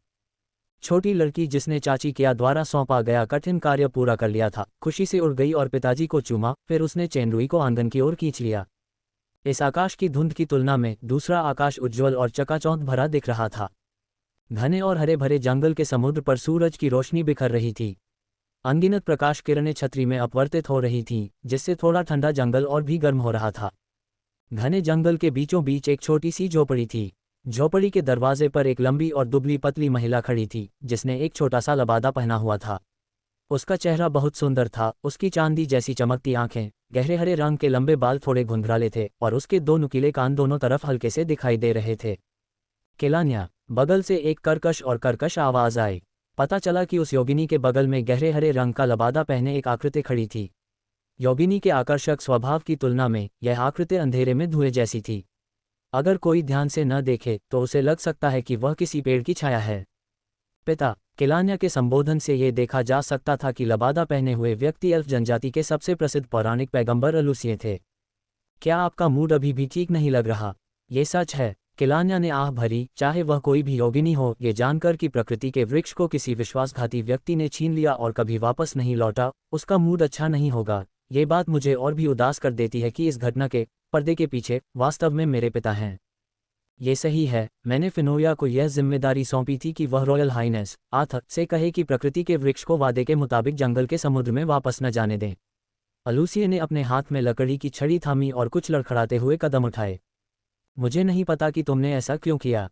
पिताजी को कबीले के असंतोष की आवाज़ सुननी चाहिए थी। हर कोई उस व्यक्ति को प्रकृति के वृक्ष को ले जाने देने के तुम्हारे फैसले पर सवाल उठा रहा है। तुम योगिनी कबीले के सर्वोच्च गुरु हो। वर्षों से योगिनी कबीले के लोगों ने हमेशा तुम पर विश्वास किया है, लेकिन प्रकृति का वृक्ष योगिनी कबीले का सबसे महत्वपूर्ण पवित्र वृक्ष है और यह एक जीवन वृक्ष भी है जिसमें जीवन और मृत्यु दोनों शामिल हैं। बाहरी व्यक्ति को पवित्र वृक्ष पर नियंत्रण करने देना तुम्हारा एक अविश्वसनीय निर्णय था। अब जबकि वह व्यक्ति समय पर वापस नहीं आया, कम से कम सतही तौर पर तो इसने बहुत बुरे प्रभाव डाले हैं। न केवल तुम, महान भविष्यवक्ता, बल्कि महारानी लिव भी इसमें शामिल हैं। बस यूं ही। अलूसियर मुस्कुराया। हालांकि उसका आधा चेहरा क्रूर और फूला हुआ लग रहा था, लेकिन उसका आधा चेहरा दयालुता से भरा था। दरअसल तुम्हें सबसे ज्यादा गुस्सा इस बात पर आ रहा है कि मैं तुम्हें अब सच बता रहा हूं, है ना? केलान्या ने होंठ सिकोड़ते हुए कहा, हम, सर, पिताजी के कई शिष्य हैं, लेकिन सिर्फ एक बेटी, खासकर आपकी बेटी ही वो शिष्य है जिसे सबसे सच्ची विरासत मिली है। आपने मुझसे ये बात इतने दिनों तक क्यों छिपाई? क्या आपने नहीं कहा था कि मुझ में भी महान भविष्यवाणी करने की क्षमता है? भविष्यवाणी कोई ऐसा उपहार नहीं है जिसके लिए हम आभारी हों। इसके विपरीत, जितना अधिक आप भविष्य की कुछ दिशाएं देख पाएंगे, उतना ही अधिक आप संघर्ष और पीड़ा महसूस करेंगे। इसके अलावा, जो भविष्य हम देखते हैं वह केवल एक संभावित दिशा है। हर बार जब हम उसका पूर्वानुमान लगाते हैं तो वह अलग हो सकता है। शायद इसलिए कि आप उसे देख रहे हैं, वह बदल रहा है। चूंकि भविष्य बदल रहा है, तो फिर आप प्रकृति के वृक्ष पर मानव का नियंत्रण बनाए रखने पर क्यों जोर दे रहे हैं? क्योंकि कुछ चीजें, चाहे कितनी भी बार क्यों न बदल जाएं, कभी नहीं बदलेंगी। अलूशियर ने आह भरी, ये भाग्य है। भाग्य जिद्दी और लगभग अपरिवर्तनीय होता है, लेकिन इसका मतलब यह नहीं कि वह निरपेक्ष है। लेकिन सिर्फ दूरदर्शिता पर निर्भर रहने से निश्चित रूप से बदलाव नहीं आने वाला। तो आप कुछ बदलावों के जरिए इसे बदलने की कोशिश करते हैं। केलान्या सोच में पड़ गई। वह अचानक चौंक गई। तो आपने उस इंसान को प्रकृति के पेड़ को रखने दिया? अलूशियर की सच्ची प्रशिक्षु और महान भविष्यवाणी प्रतिभा की मालिक के रूप में केलान्या ने पहले से ही कुछ सोचा था, लेकिन अचानक उसने कुछ नहीं कहा, केवल उसके चेहरे पर भय का भाव देखा। अगली बार जब तुम उस इंसान को देखो तो उसे ये दे दो। केलान्या ने अपने हाथ में आई किसी चीज को देखा। उसने अप्रत्याशित भाव दिखाया, ये है। अलूसिए ने कोई जवाब नहीं दिया, बस आसमान की तरफ देखता रहा। बादलों से रहित आसमान अचानक काला पड़ गया, सूरज एक बड़े बादल से ढक गया और धुंध में गड़गड़ाहट की गड़गड़ाहट सुनाई दी। ऐसा लग रहा था कि जल्द ही बारिश होने वाली है। लबादे के पीछे दो बिल्कुल अलग आंखें एक साथ गहरी हो गईं, मानो काले बादलों के साथ साथ समय और स्थान को भी भेद रही हों। काफी देर बाद वह बुदबुदाया, आसमान बदलने वाला है। अध्याय 1165 शुरुआत। आसमान लाल बादलों से ढक गया और गड़गड़ाहट और अधिक तेज हो गई। डार्क मून एस्टेट के आवासीय प्रांगण में एक बड़ी, विशेष रूप से बनाई गई मेज थी। चेन रुई मेज के सामने बैठी थी, उसके चारों ओर एथेना, किया और इसाबेला बैठी थीं। इसाबेला ने डोडुओ को अपनी बाहों में पकड़ रखा था। ओलिफियस, डेलिया, मेडिलू, लालारिया और बाकी लोग उसके सामने बैठे थे। आसमान में गड़गड़ाहट की आवाज़ को सबने अनसुना कर दिया, और वे अभी भी बातें कर रहे थे और हंस रहे थे, खासकर एथेना और वे महिलाएं जो मुस्कुराते हुए चेन रुई को भरपेट खाते हुए देख रही थीं। वे उसे परोसती रहीं और खुद भी कम खाती रहीं। तुमने अभी एथेना से ब्रेस्ड पोर्क और इसाबेला से पालक का एक टुकड़ा खाया है, तुमने मुझसे आलू क्यों नहीं खाए? छोटी नौकरानी ने दयनीय भाव से अपना मुंह सिकोड़ लिया। मैं इतना कुछ कैसे याद रख सकता हूँ? चेन रुई को आखिरकार समझ आ गया कि डोडुओ के आमतौर पर दयनीय हाव भाव किसकी ओर से थे। ठीक है, मैं अब खाता हूँ, ठीक है। मैडम आंटी ने भी विरोध करते हुए कहा, जरा रुको, ऐसे नहीं गिना जा सकता। तुमने एथेना के 12 निवाले और किया के 11 निवाले खाए, तुमने मेरे सिर्फ 7 निवाले क्यों खाए? यानी तुम्हें खुफिया विभाग का प्रमुख होने के बजाय सांख्यिकीविद होना चाहिए। चेन रुई ने बिना सोचे समझे अपनी चॉपस्टिक रोक ली और मुस्कुराती हुई एथेना की ओर देखा। जनरल एथेना, क्या आपके पास कहने के लिए कुछ है? चलो सब एक साथ निपटा लेते हैं। एथेना मुस्कुराए और अपना सिर हिलाया। मैं कोई सांख्यिकीविद नहीं हूँ, लेकिन आपने इन दिनों कुछ भी नहीं खाया है, इसलिए आपको आज इसकी भरपाई करनी होगी। इसकी भरपाई कैसे करूँ? क्या इसका मतलब यह नहीं कि मुझे 10 से ज़्यादा कटोरे खाने पड़ेंगे? ये चाल तो और भी बेरहम है। चेन रुई पहले से ही ढेर लगे हुए ऊंचे ऊंचे कटोरों को देखकर बस मुस्कुरा ही सका। ये बहुत ज्यादा है। किया ने आंख मारी। इससे बेहतर है कि 50 बारबेक्यू सीख, 50 आलू के स्लाइस और 50 पालक खा लिए जाएं। इसाबेला के कहने पर डोडुओ के हाथ में एक छोटी सी लौ प्रकट हुई। पिताजी, अगर आप खाना नहीं खाएंगे तो कुपोषित हो जाएंगे। मैं उन बारबेक्यू को गर्म करने में आपकी मदद कर सकता हूँ। छोटी बच्ची का मासूम और गंभीर रूप देखकर चेन रुई के दिल में एक गर्माहट सी दौड़ गई। उसने समर्पण भाव से हाथ ऊपर उठाए। ठीक है, जो चाहो करो। वह अच्छी तरह जानता था कि एथेना और बाकी लोग जानबूझकर उसका मूड ठीक करने के लिए मजाक कर रहे थे, जिसमें पगलियों का उसके साथ शराब पीना भी शामिल था, जो उसे खुश करने के लिए था। इतने सारे लोग हैं जो मेरी परवाह करते हैं, मुझे तुरंत खुश हो जाना चाहिए। जैसा कि जहर वाले अजगर ने कहा था, जिंदगी कभी आसान नहीं होती। चाहे सही हो या गलत, कुछ तो हुआ है, मुझे उसे सहना होगा और आगे बढ़ना होगा। एक पल के लिए सभी ने चेन रुई के भावनात्मक परिवर्तन को महसूस किया और एक दूसरे को देखकर मुस्कुराए। चेन रुई जैसे ही बोलने वाला था, वह चौंक गया। उसके हाथ में एक पत्थर दिखाई दिया। उस पत्थर पर एक अत्यंत तीव्र रंगीन प्रकाश चमक रहा था। उपजाऊ युवान मिट्टी की चमक ने घर में मौजूद सभी लोगों का ध्यान अपनी ओर खींचा, खासकर एथेना और उन सभी का जो अंदर की कहानी जानते थे। सभी के चेहरे पर घबराहट के भाव थे। चेन रुई ने अपनी मुट्ठियां भींच लीं। पृथ्वी तत्व राजा मूर के मरने से पहले के शब्दों के अनुसार, ये वह क्षण होना चाहिए जब जोला ने अंतिम परीक्षा में प्रवेश किया हो। मेरी शक्ति, किया अचानक चिल्लाए, ये थोड़ा बेकाबू लगता है। मैं भी, क्रोबेलिस और डेलिया ने एक साथ कहा। और मैं, इसाबेला ने अपने हाथ में अस्त व्यस्त जल तत्व शक्ति को देखा, फिर बेपरवाह लालारिया और बाकियों को। उसे अचानक एहसास हुआ, जो अस्त व्यस्त है वह तत्व शक्ति है। इतना कहते ही इसाबेला अचानक आग की लपटों में घिर गई।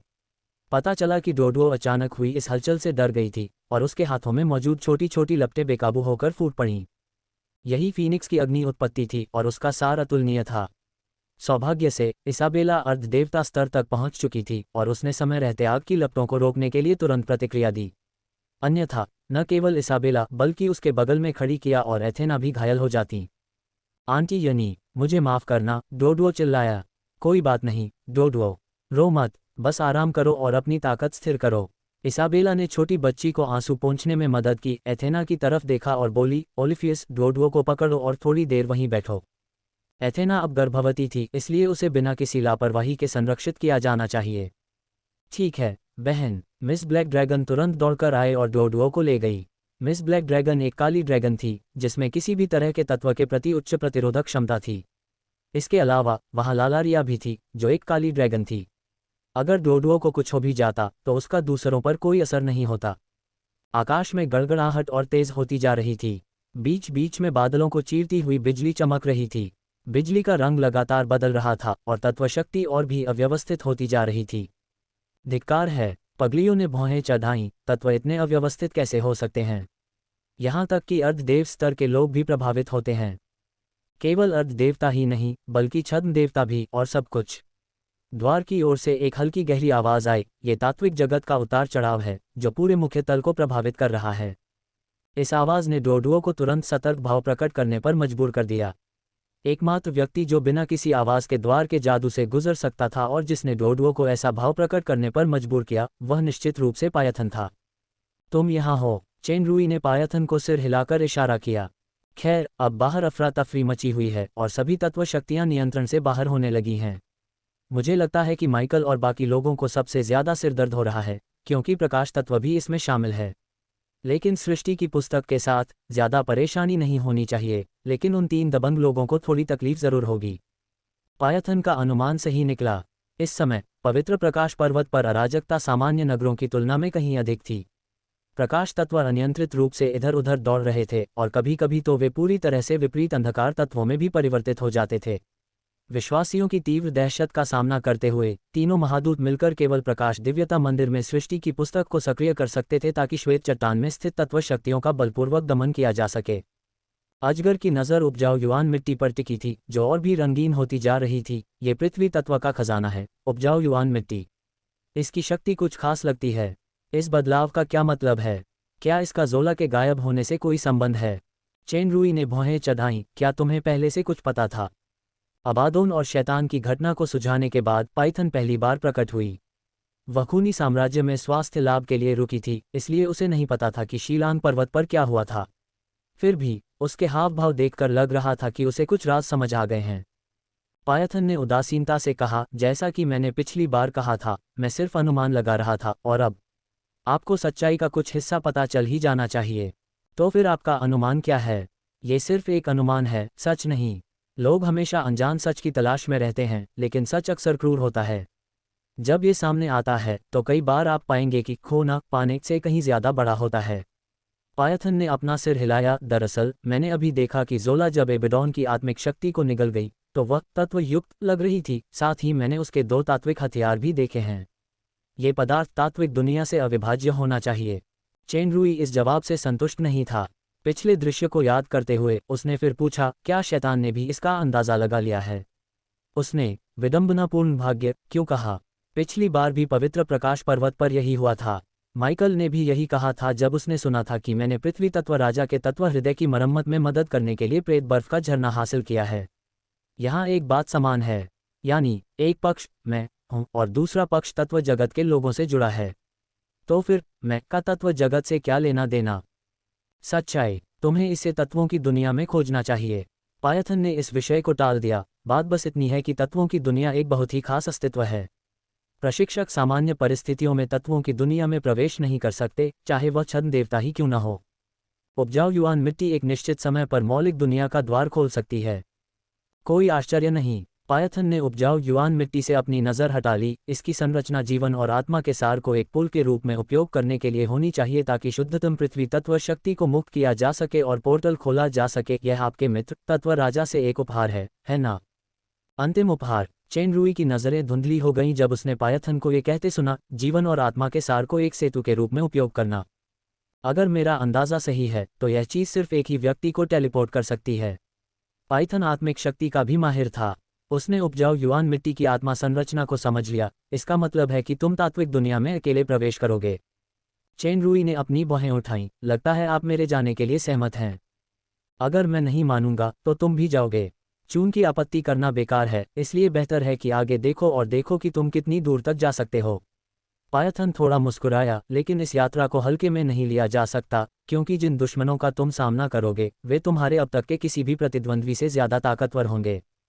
चेन रुई ने सिर हिलाया। मुझे तत्वों की दुनिया के बारे में और अधिक जानने की उम्मीद है।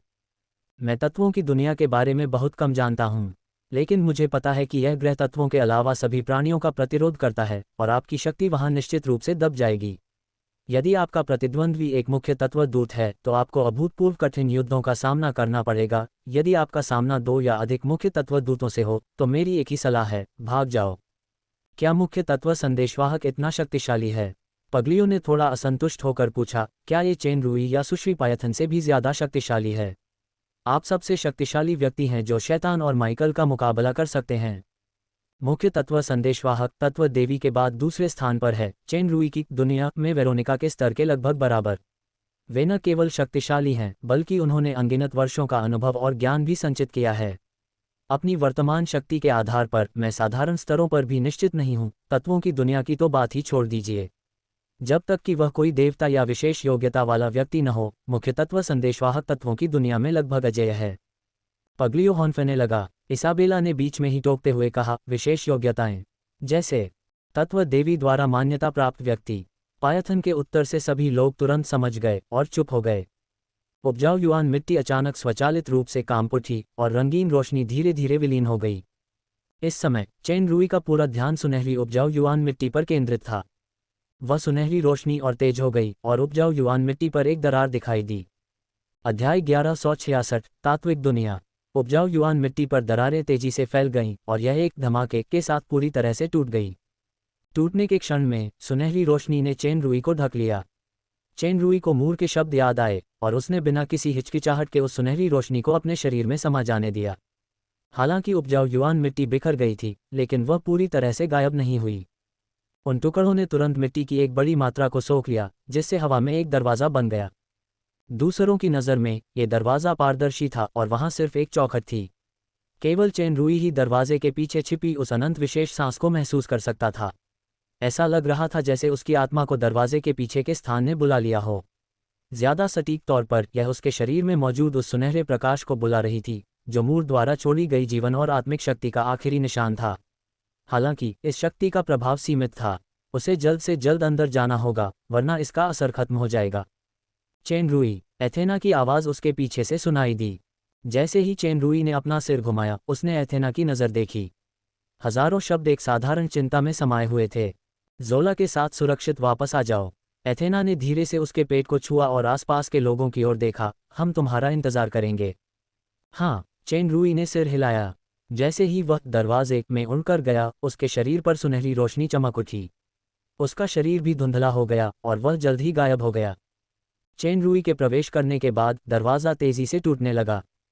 जैसे ही रोशनी चमकी, पाइथन की आकृति दूसरी तरफ दिखाई दी।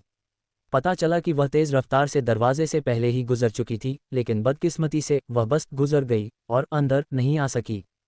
इसमें कोई संदेह नहीं है, जैसा कि उसने पहले ही अनुमान लगा लिया था, तात्विक दुनिया ने तत्वों के अलावा अन्य सभी शक्तियों को पीछे हटा दिया और उपजाऊ युआन मिट्टी की ऊर्जा केवल चेन रुई को अकेले टेलीपोर्ट करने के लिए पर्याप्त थी। अगले ही पल उपजाऊ युआन मिट्टी के टुकड़े पूरी तरह से नष्ट हो गए और जमी हुई मिट्टी का दरवाज़ा बिना किसी निशान के गायब हो गया। अब सिर्फ आसमान में नाचती बिजली ही दिखाई दे रही थी। जैसे ही चेन रुई मिट्टी के दरवाजे से गुजरा, उसने किसी भी खतरे के लिए तैयार रहने के लिए अपनी स्टार पावर का इस्तेमाल किया।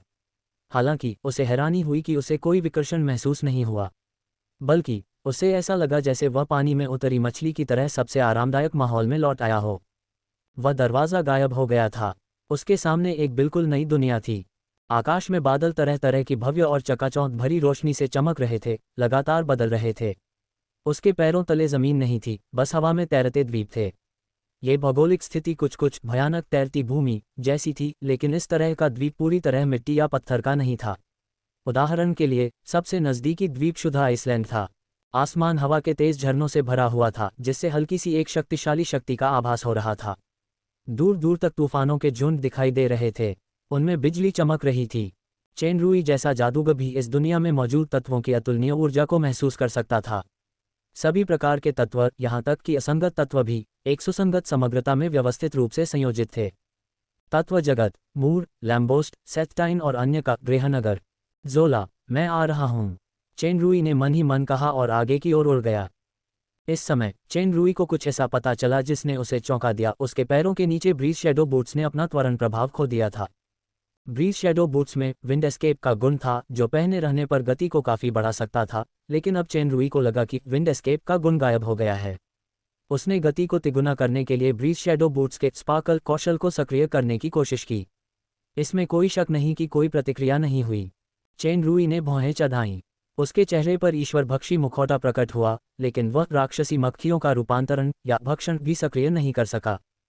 7 कलाकृतियों में से सभी 6 को आजमाने के बाद चेन रुई ने अंततः पुष्टि की कि सभी 7 कलाकृतियां तत्वत दुनिया में अनुपयोगी थीं।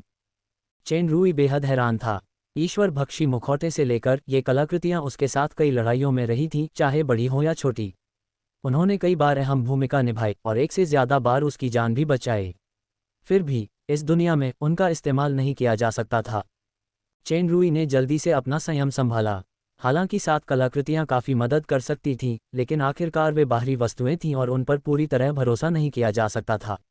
इसके बाद उसने सबसे महत्वपूर्ण स्टार गेट आजमाया और पाया कि तारा बिंदु यहाँ सेट नहीं किया जा सकता, लेकिन सौभाग्य से मूल स्टार गेट को सक्रिय करना अभी भी संभव था। कम से कम मैं ज़ोला के साथ तत्व जगत से बच सकता हूँ। कुछ समय बाद तात्विक दुनिया में घर जैसा एहसास फीका पड़ गया। साथ ही आसपास का दबाव भी बढ़ता जा रहा था। वजह बहुत आसान थी, उसके शरीर में उपजाऊ युवान मिट्टी की सुनहरी प्रकाश ऊर्जा ज्यादा देर तक नहीं टिक सकी। वह तेजी से खत्म हो रही थी। चेन रुई ने गहरी सांस ली और उस मधुर और गर्म आत्मिक शक्ति को महसूस किया। हालांकि यह पूरी तरह से लुप्त होने वाली थी, यह एहसास उसकी स्मृति में अंकित हो गया था, एक शाश्वत मित्र की तरह जो भविष्य की लड़ाइयों में उसका साथ देगा। मूर की आत्मिक शक्ति अंततः क्षीण हो गई। चेन रुई को अचानक लगा कि उसका मन और शरीर एक साथ डूब रहे हैं। उसकी उभरती हुई स्टार पावर तेजी से विघटित होकर नष्ट हो गई। हवा के बहाव में उछलकर वह उड़ने की क्षमता भी खो बैठा। चेन रुई ने पूरी कोशिश की, लेकिन फिर भी वह अपनी आकृति को स्थिर नहीं कर पाया। वह मन ही मन हैरान था। दरअसल वह मानसिक रूप से तैयार था, लेकिन उसने यह उम्मीद नहीं की थी कि यह उसकी कल्पना से ज्यादा मुश्किल होगा। ध्रुव तारा परिवर्तन को सक्रिय किए बिना भी उसकी शक्ति अर्ध देवता के सामान्य चरम स्तर को पार कर चुकी थी। वास्तव में वह छद्म देवता के प्रारंभिक चरण से भी आगे निकल सकता था, लेकिन यहाँ वह स्वतंत्र रूप से उड़ भी नहीं पा रहा था। यह अब वह साधारण शक्ति दमन नहीं था जो चेन रुई ने पहले रसातल राज्य सहित कई राज्यों में अनुभव किया था, बल्कि एक प्रकार का पूर्ण प्रतिकर्षण था। कोई भी सामग्री और शक्ति जो इस विमान के साथ असंगत थी, उसे प्रतिबंधित कर दिया जाएगा। न केवल उसकी शक्ति नष्ट हुई, बल्कि उसका शरीर भी। अर्धदेव की चरम अवस्था की शारीरिक शक्ति भी इस भयानक विकर्षण का प्रतिरोध नहीं कर सकी। चेन रुई को ऐसा लग रहा था मानो वह किसी भट्टी में हो। उसका शरीर और आत्मा लगातार जल रहे थे, जब तक कि वह पूरी तरह से थक न गया। अगर ऐसा ही चलता रहा तो ज्यादा देर नहीं लगेगी जब मैं पूरी तरह से खत्म हो जाऊंगा, और वो भी बिना किसी दुश्मन के।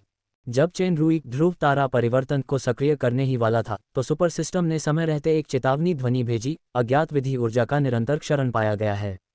क्या आप आभा सुरक्षा को सक्रिय करना चाहते हैं? सुरक्षा अवधि के दौरान ये हर मिनट 100,000 आभामान और 1000 विश्वास क्रिस्टल का उपभोग करेगा।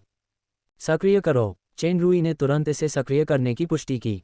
इस प्रकार का आभा संरक्षण अनुस्मारक निष्क्रिय प्रकृति का था।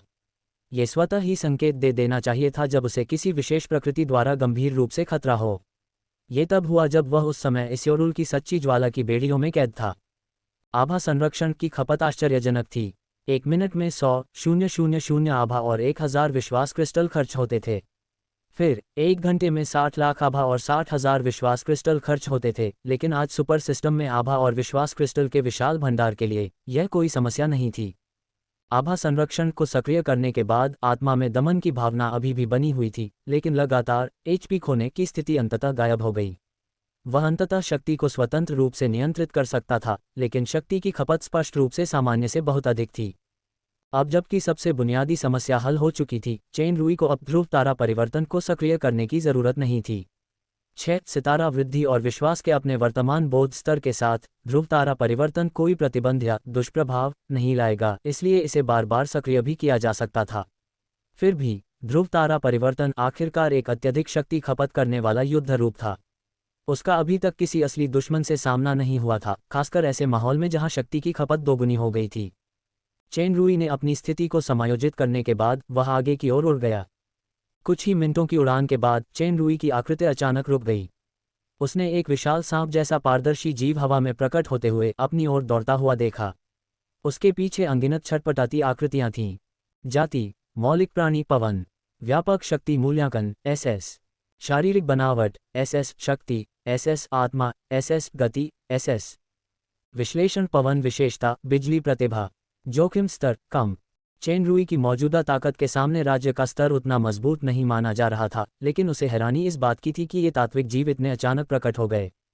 चाहे यह उसकी अपनी धारणा हो या विश्लेषणात्मक आंखें, पहले से कोई संकेत नहीं था। चेन रुई के हाथ के एक झटके से विशालकाय सांप तुरंत टुकड़ों में बढ़ गया। पीछे खड़े विशालकाय सांपों ने न तो कोई हिचकिचाहट दिखाए और न ही बेपरवाही से लड़ाई की। उन्होंने एक के बाद एक बिजली उगलनी शुरू कर दी। चेन रुई जादू में अनुभवहीन था, लेकिन उसकी एक परी ड्रैगन पत्नी थी। ज़ोला के तड़का लगाने के प्रभाव में वह धीरे धीरे अपने वर्तमान स्तर तक पहुंचा था, इसलिए वह बिजली से अच्छी तरह वाकिफ था। ये विशालकाय सांप तुरंत बिजली गिराते हैं, जादू के मंत्रों से जुटाई गई तात्विक शक्ति नहीं, बल्कि तात्विक प्राणियों की सहज प्रवृत्ति। गति हो या शक्ति, यह उसी स्तर के सामान्य जादूगरों से कहीं बेहतर था। चेन रुई पीछे नहीं हटा, बल्कि बिजली का सामना करते हुए आगे बढ़ा। वह विशालकाय सांपों के समूह में घुस गया था। पलक झपकते ही विशालकाय सांप बिखर कर नष्ट हो गए। कुछ दूर आगे बढ़ने के बाद उसके सामने का स्थान अचानक आग की लपटों से भर गया। आग की लपटों में घिरे घोड़े आकाश की ओर दौड़ पड़े। अग्नि तत्व का प्राणी इस बार भी अचानक प्रकट हुआ, लेकिन चेन रुई पहले से ही मानसिक रूप से तैयार था। उसके हाथों में अनगिनत तीक्ष्ण कीवी प्रकट हुई। उसे इन अग्नि अश्वों को नष्ट करने में ज्यादा समय नहीं लगा। चेन रुई, जिसने अपने प्रतिद्वंद्वी को 2 बार आसानी से हरा दिया था, शांत मनोदशा में नहीं था। इन तात्विक प्राणियों में स्पष्ट रूप से बुद्धि थी, लेकिन विश्लेषणात्मक आंखें बिल्कुल भी संवाद नहीं कर सकती थीं। वह केवल तीव्र शत्रुता महसूस कर सकता था। विशेष रूप से अग्नि तत्व प्राणियों के लिए चेन रुई के पास छोटी फीनिक्स बेटी द्वारा दिया गया फायर फीनिक्स स्टिग्माटा था, जो न केवल अग्नि तत्व शक्ति के हमले को कमजोर कर सकता था, बल्कि इसने अग्नि प्राणियों के प्रति आत्मीयता को भी बहुत बढ़ा दिया था। हालांकि अग्नि अश्वों की शत्रुता जरा भी कम नहीं हुई थी। इसके बजाय वे और अधिक हिंसक हो गए थे। ऐसा प्रतीत होता है कि बाहरी लोगों का प्रतिकर्षण न केवल तात्विक दुनिया के वातावरण से है, बल्कि वहां मौजूद सभी प्राणियों से भी है। चेन रुई सोचते हुए उड़ रहा था। अचानक उसे एक गहरी चेतावनी का एहसास हुआ। उसने देखा कि आसमान में घने काले बादलों से अनगिनत बारीक बारिश की बूंदें गिर रही हैं। काले बादल और बारिश आम प्राकृतिक घटनाएं थीं, लेकिन इन बारिश की बूंदों ने चेन रुई को जानलेवा खतरे का आभास दिया। पलक झपकते ही बैंगनी तारों की रोशनी खिल उठी। उसने बिना सोचे समझे सबसे शक्तिशाली ध्रुव तारा परिवर्तन सक्रिय कर दिया था। बैंगनी तारों वाली आकृति के चारों ओर एक पारदर्शी प्रकाश कवच तुरंत प्रकट हो गया। जब हल्की सी बारिश उस शक्तिशाली सुरक्षात्मक प्रकाश कवच पर पड़ी, तो उसमें भयानक दरारें पड़ गईं। जैसे जैसे बारिश जारी रही, रक्षात्मक ढाल कुछ ही सेकंड में ढह गई। इसी दौरान चेन रुई के शरीर पर एक काली ज्वाला प्रज्वलित हुई। इस ज्वाला में एक शक्तिशाली जीवन शक्ति थी, जिसने बारिश को वाष्पित कर दिया। हालांकि भाप गायब नहीं हुई, बल्कि जल्दी ही जम गई। चेन रुई ने कई बार निर्वाण की ज्वाला जलाई, लेकिन वह न तो उसे दूर कर सका और न ही उसे जमने से रोक सका। वह बस असहाय होकर देख रहा था कि उसका शरीर तेजी से जम रहा है। इस समय आकाश में छाए काले बादल सफेद जलवाष्प में विलीन हो गए थे, जो धुंधले चेहरे वाले एक मानव आकार के चेहरे में परिवर्तित हो गए थे। केवल गहरी नीली आंखें, जो अपेक्षाकृत स्पष्ट थीं, नीचे बर्फ की मूर्ति को निहार रही थीं। अध्याय 1167, ईश्वर के सबसे निकट वास्तविक अस्तित्व। बर्फ की मूर्ति पर अचानक एक हल्की बैंगनी रोशनी दिखाई दी। पता चला कि अंदर भी बैंगनी रोशनी चमक रही थी। फिर बर्फ की मूर्ति पर एक दरार दिखाई दी। दरार से चमकती बैंगनी रोशनी बेहद चकाचौंध कर देने वाली थी। तारों की रोशनी फैलती गई। फिर जमी हुई बर्फ का टुकड़ा पल भर में इंच इंच टूटकर बिखर गया और उसमें छिपी चमकदार आकृति दिखाई देने लगी। चेन रुई ने तुरंत पलटवार नहीं किया, बल्कि वह बस आसमान में उस चेहरे को देखता रहा। बादल में धुंधले चेहरे धीरे धीरे साफ होते गए और अमूर्त सफेद जलवाष्प संघनित होकर हल्के नीले रंग की पारभासी वस्तु में बदल गई। ये किसी रत्न की तरह क्रिस्टल जैसा साफ दिख रहा था। जाति, मौलिक प्राणी जल, व्यापक शक्ति मूल्यांकन SSSS जोड़, शारीरिक संरचना SSSS जोड़, ताकत SSSS जोड़, आत्मा SSSS जोड़, गति SSSS जोड़, विश्लेषण जल विशेषता मुख्य तत्व और एकल, खतरे का स्तर अत्यंत खतरनाक। यह असल में SSSS जोड़ की ताकत है। चेन रुई मन ही मन चौंक गया। जब वह दानव अधिपति स्तर पर था, तब उसने 2 जोड़ ताकत रेटिंग का अनुभव किया था। ऐसा लग रहा था कि जब वह उच्चतम सीमा बिंदु के करीब पहुंच रहा होगा, तो हमेशा ऐसे असाधारण मूल्यांकन होंगे। S जोड़ से कहीं ज्यादा शक्तिशाली था और सुपर लेवल के काफी करीब था। SSSS जोड़ स्पष्ट रूप से छद्म देवता के सामान्य चरम स्तर की तुलना में ईश्वर के स्तर के ज्यादा करीब था। SSSS जोड़ शक्ति वाला मुख्य तत्व संदेशवाहक वास्तव में ईश्वर के सबसे करीब था। मुख्य तत्व संदेशवाहक, यह मुख्य तत्व संदेशवाहक ही होगा, इसलिए इसे मुख्य तत्व दैविज्ञ भी कहते हैं। मुख्य तत्व संदेशवाहक ईश्वर के बाद संपूर्ण तत्व जगत का सर्वोच्च नियंत्रक है। कुल मिलाकर केवल 6 ही हैं। मुझे उम्मीद नहीं थी कि मैं इतनी जल्दी किसी से मिल पाऊंगा, और वह है जल मुख्य तत्व संदेशवाहक। चेन रुई की आंखों में जटिल भावनाओं की एक झलक उभरी। उसे जल तत्व राजा लैम्बोस्ट का ख्याल आया, जो जल मुख्य तत्व दूत का एक अवतार था। उस राजा की सबसे खास पहचान ये थी कि उसने कभी चेन रुई के साथ कंधे से कंधा मिलाकर युद्ध किया था। उसने अपने दोस्त की रक्षा के लिए अपने तत्व हृदय का भी इस्तेमाल किया था। यह अफसोस की बात थी कि लैम्बोस्ट वापस आ गया था। जैसा कि मूर ने कहा था, ये तत्व राजा तो बस छाया मात्र थे। मूल शरीर में लौटने के बाद मूल स्वतंत्र चेतना समुद्र में पानी की एक बूंद के समान थी, जो पूरे समुद्र को प्रभावित करने के लिए पर्याप्त नहीं थी। तो उसके सामने जो था वह जल मुख्य तत्व संदेशवाहक था, लैम्बोस्ट नहीं। दो गहरी नीली आंखें धीरे धीरे आगे बढ़ीं और चेन रुई से मिलीं। इस जल मुख्य तत्व दूत की सबसे शक्तिशाली शक्ति आत्मिक शक्ति थी। एसएसएस जोड़ का स्तर अर्ध देवता के सामान्य चरम स्तर से कहीं ज्यादा था। चेन रुई को अचानक ऐसा लगा जैसे वह बर्फ के तहखाने में गिर गया हो और वह कांपने से खुद को नहीं रोक सका। ध्यान भटकने के इस क्षण में जल मुख्य तत्व दूत पहले ही हमला कर चुका था। चेन रुई के पास अनगिनत जलधाराएं प्रकट हुईं और पलक झपकते ही वे एक विशाल नदी में मिल गईं। गरजती हुई धाराओं में भयानक दबाव था। चेन रुई ने उस भयानक संकट को, जो उसके करीब आने से पहले ही महसूस कर लिया था, पिछली बारिश से भी ज्यादा भयानक था। चेन रुई अशांत जल प्रवाह से बचने के लिए लगातार अपना शरीर हिला रहा था। शुरुआत में शरीर के हिलने डुलने की सीमा बहुत बड़ी थी, लेकिन जल प्रवाह अंतरिक्ष से परे प्रतीत हो रहा था। दूरी चाहे कितनी भी हो, उसे आसानी से ट्रैक किया जा सकता था। चेन रुई ने कुछ बार दूर जाकर देखा, तभी उसने अपने चारों ओर पानी के खंभे जुड़े हुए देखे। पहली नज़र में ऐसा लगा जैसे वे उसके प्रक्षेप पथ का अनुसरण कर रहे हों, लेकिन जब उसने गौर से देखा तो पाया कि वे पानी के खंभे धीरे धीरे उसके आसपास की हर चीज़ को निगल रहे थे और सब कुछ पानी में बदल रहे थे। कुछ ही देर में पूरा अंतरिक्ष एक विशाल महासागर में बदल गया। यहाँ तक कि आसमान के बादल भी पानी के पर्दे में बदल गए। यह अब कोई नदी या समुद्र नहीं, बल्कि एक मनमोहक जल जगत था।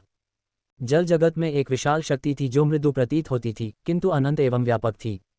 ऐसी शक्ति के साथ यह कोई आश्चर्य की बात नहीं थी कि पायथन ने एक बार कहा था कि मुख्य एलिमेंटल मैसेंजर को सामान्य विमान में भी हराना निश्चित नहीं था। एलिमेंटल दुनिया जैसे सुपर होम फील्ड की तो बात ही छोड़ दें।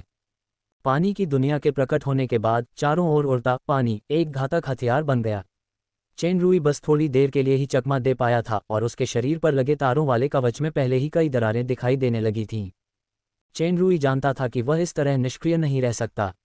उसकी पुतलियों में एक चमक सी चमक उठी और एक ठंडी सांस में एक विशाल आस्था शक्ति फैल गई। आसपास का उफनता पानी तेजी से जम गया, जमना तेजी से फैल गया। पूरा जल जगत धीरे धीरे धीमा पड़ गया। ऐसा लग रहा था कि चेन रुई ने पानी को रोकने के लिए पानी का इस्तेमाल किया और पानी की दुनिया को नियंत्रित किया।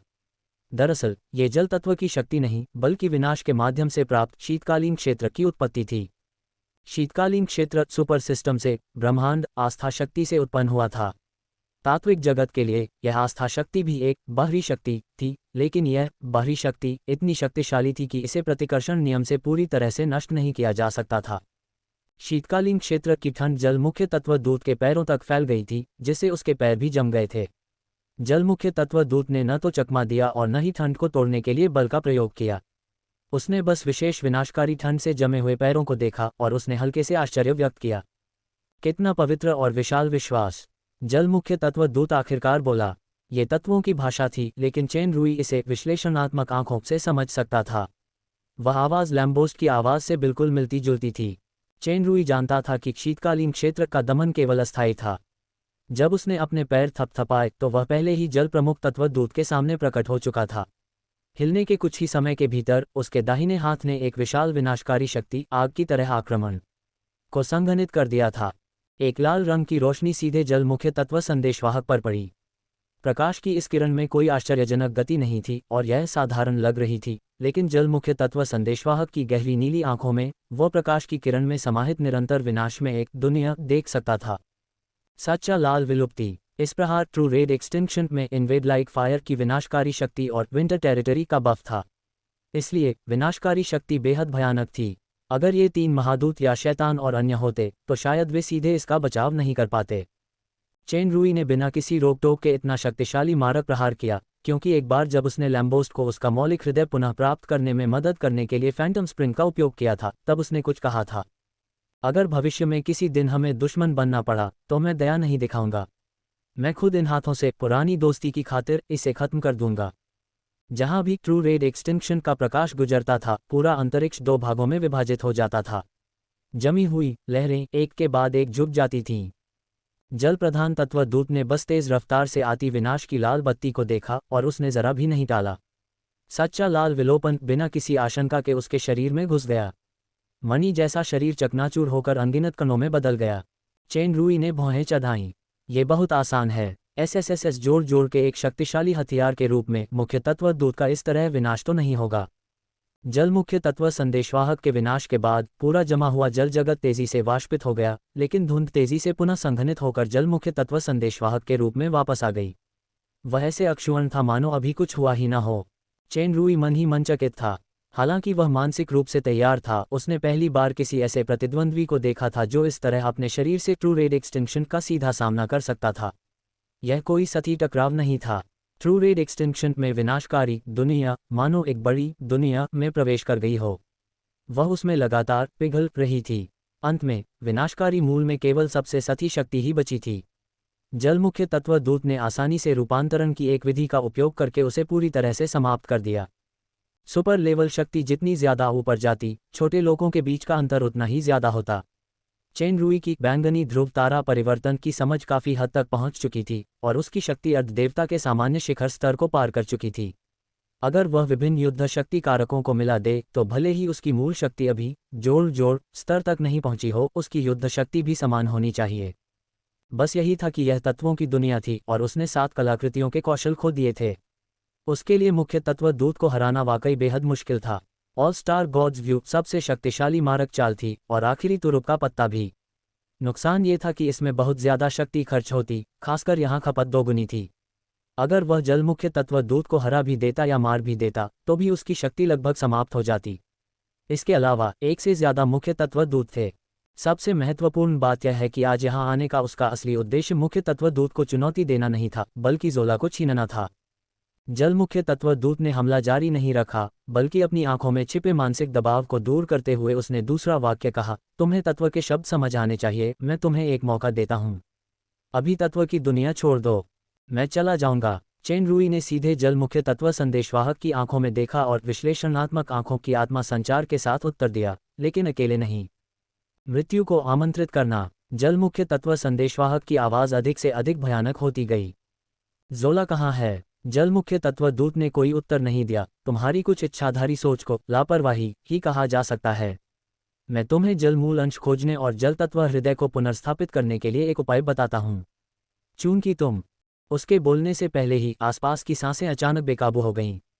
अनगिनत लाल लाल विशालकाय जानवर दहाड़ते हुए बीच में जल मुख्य तत्व दूत को घेरने लगे।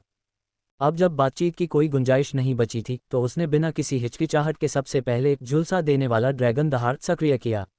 इस प्रहार में विनाशकारी ज्वाला शक्ति थी जो जल के मुख्य तत्व दूत को नियंत्रित करने में सक्षम होनी चाहिए थी। हालांकि झुलसा देने वाले ड्रैगन की दहाड़ की शक्ति के प्रस्फुटित होने से पहले उसने देखा कि जल मुख्य तत्व दूत का शरीर चकनाचूर हो गया था। लगभग उसी समय चेन रुई को अचानक लगा कि आसपास की जगह किसी चीज से बंद है। वो एक बहुत बड़ा पानी का बुलबुला लग रहा था। पता चला कि जल मुख्य तत्व दूत ने चेन रुई से पहले ही चाल चल दी थी। चालाक और बुद्धिमान जल मुख्य तत्व दूत शायद यही तैयारी कर रहा था जब उसने पहला वाक्य बबल कहा। साधारण सा दिखने वाला बुलबुला असल में जल मुख्य तत्व दूत की सबसे शक्तिशाली चालों में से एक था। ये सभी हमलों को अनंत काल तक परास्त कर सकता था।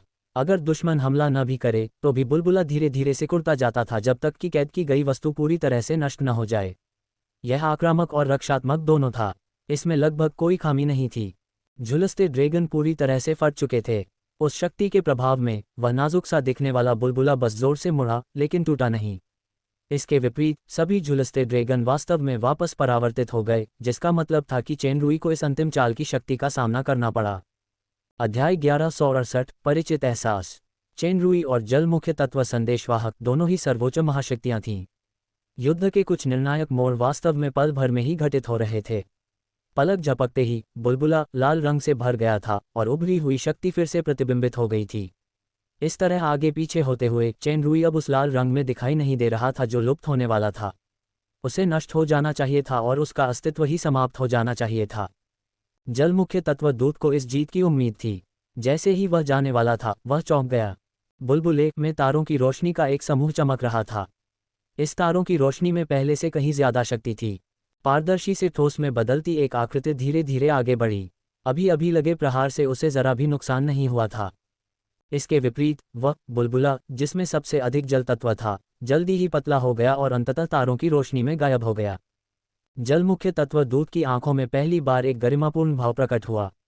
उसने महसूस किया कि चेनरुई के पीछे तारों के समूह में न केवल अद्भुत जीवन और विश्वास की सांस थी, बल्कि निहारिका में बड़े और छोटे तारों की संरचना भी उसे जल मुख्य तत्व दूत के रूप में एक भ्रम में डाल रही थी, मानो वह एक असीम समुद्र हो।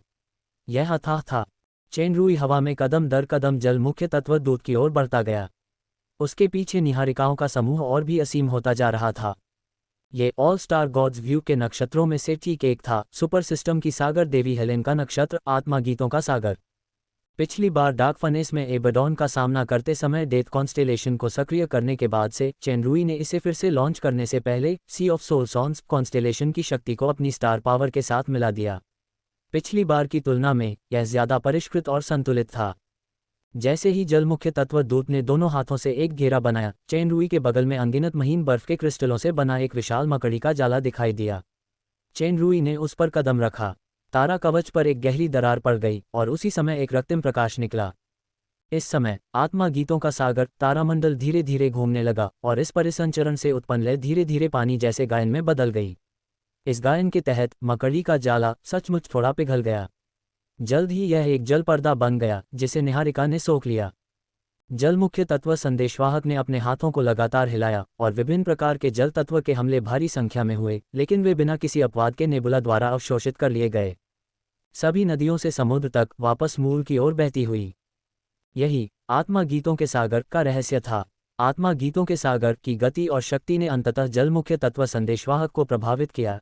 ऐसा नहीं था कि इस जल का गहरा अर्थ मुख्य तत्व संदेशवाहक के स्तर से परे था, बल्कि इसलिए कि आत्मा गीत सागर क्षेत्र में निहित शुद्ध जीवन और विश्वास ने सभी तत्व विश्वास के इस स्तर को थोड़ा सा पार कर लिया था। यह अविश्वसनीय था। सबसे महत्वपूर्ण बात यह थी कि तात्विक जगत अब इस नक्षत्र की शक्ति को दबा नहीं सकता था। चेनरुई अपनी स्थिति से अच्छी तरह वाकिफ था। हालांकि एक नक्षत्र की शक्ति ऑल स्टार गॉड्स व्यू जैसी बड़ी चाल से ज्यादा समय तक चल सकती है, लेकिन आखिरकार यह ज्यादा देर तक नहीं चल सकती। उसे जल्द से जल्द जल मुख्य तत्व दूत पर एक निर्णायक प्रहार करना होगा। इस समय दोनों के बीच की दूरी बहुत कम हो गई थी।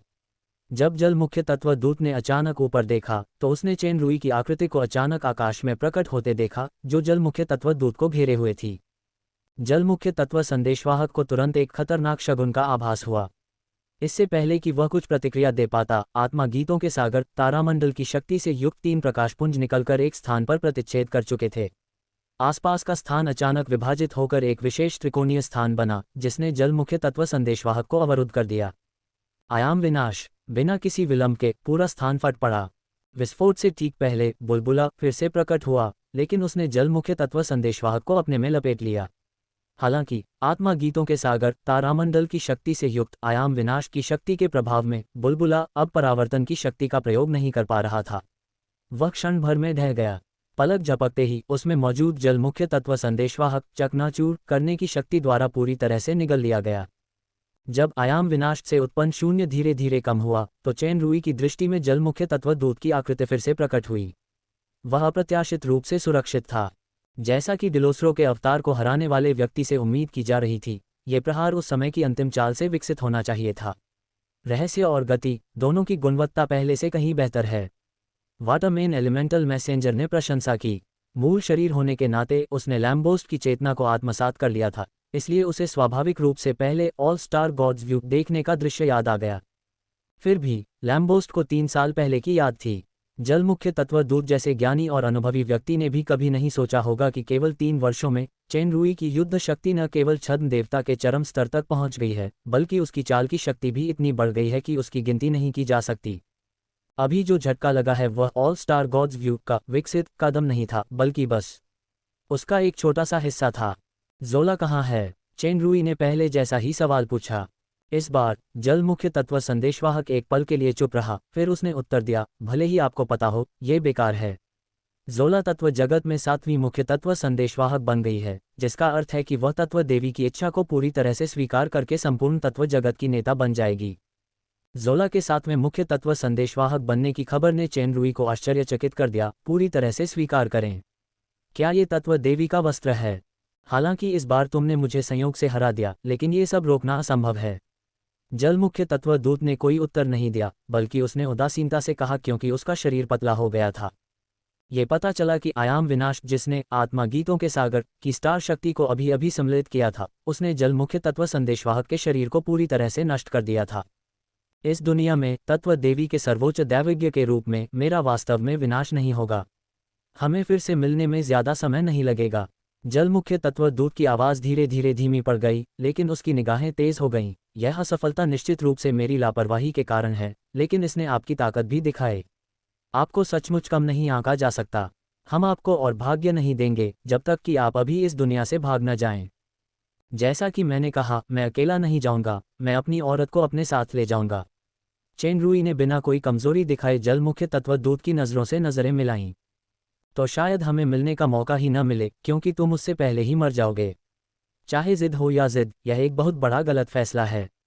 जल प्रमुख तत्व दूत ने आकाश की ओर देखते हुए व्यंग्य किया, और हाँ, तुम्हारे पास तो समय भी नहीं है।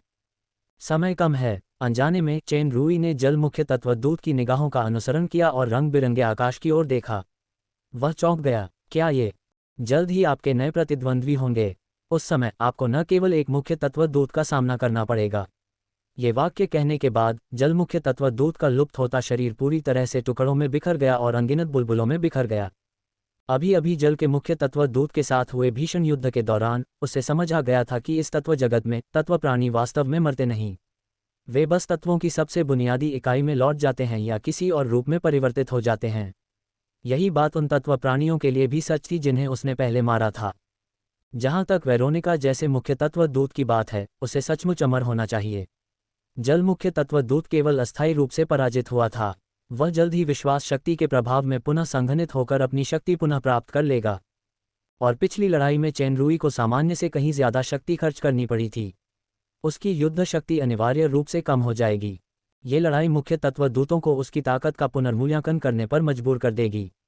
सामान्य परिस्थितियों में यह एक बड़ा सम्मान था, लेकिन वर्तमान स्थिति को देखते हुए ये स्थिति को और बदतर बना देगा। पायथन की बात सच साबित हुई। अगर उसका सामना एक मुख्य तत्व संदेशवाहक से होता तो उसे अभूतपूर्व रूप से कठिन लड़ाई में पड़ना पड़ता। तो एक से ज्यादा का क्या? बचना तो नामुमकिन है, बस आगे बढ़ना है। चेन रुई ने इस बारे में ज्यादा नहीं सोचा। एक कहावत है, मुश्किल हालात में हिम्मत रखनी चाहिए और मुश्किल हालात में भी शांत रहना चाहिए। क्रॉसओवर ओटाकू से लेकर आज के चेन रुई तक उसे अब किसी भी मजबूत दुश्मन या लड़ाई का डर नहीं रहा, खासकर सबसे खास लोगों की रक्षा के लिए। जल मुख्य तत्व संदेशवाहक ने अभी जो कहा है, उसके अनुसार जोला अब अंतिम प्रक्रिया का सामना कर रही होगी। जब मूर ने मुझे उपजाऊ युआन मिट्टी दी थी तो उन्होंने अंतिम परीक्षा के क्षण का भी जिक्र किया था, इसलिए मुझे तुरंत उसके पास जाना होगा। सवाल यह है कि जोला अब वास्तव में कहाँ है? चेन रुई जब चिंतित था तभी आसमान में रंग फिर से गहरे हो गए। धीरे धीरे सारे रंग हिलने लगे। ये कोई साधारण बदलाव नहीं थे, बल्कि एक दिशा में तेजी से उड़ रहे थे, मानो किसी चीज से आकर्षित हो रहे हों। यह जोला ही होगा। चेन रुई तुरंत उस दिशा में हट गया जहां रंग हिल रहे थे। तात्विक जगत का दायरा काफी बड़ा था।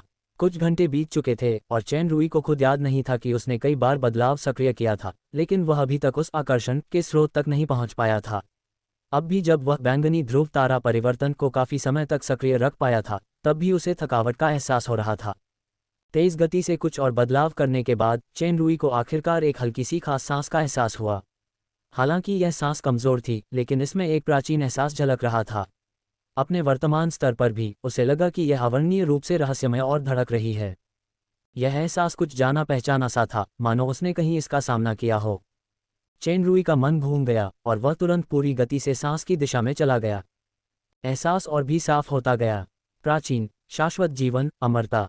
अनगिनत शब्द और विचार चेन रुई के मन से एक साथ उभरे। साथ ही एक डर का एहसास भी था, मानो अंधेरे में दो आंखें उस चींटी जितने छोटे से व्यक्ति को कृपालुता से देख रही हों। अपनी वर्तमान ताकत के बावजूद इस तरह की निगाहों के सामने वह अभी भी एक चींटी ही था। चेन रुई हैरान रह गया और उसे अंततः याद आया कि उसने ये परिचित भयावह अनुभूति कहाँ महसूस की थी।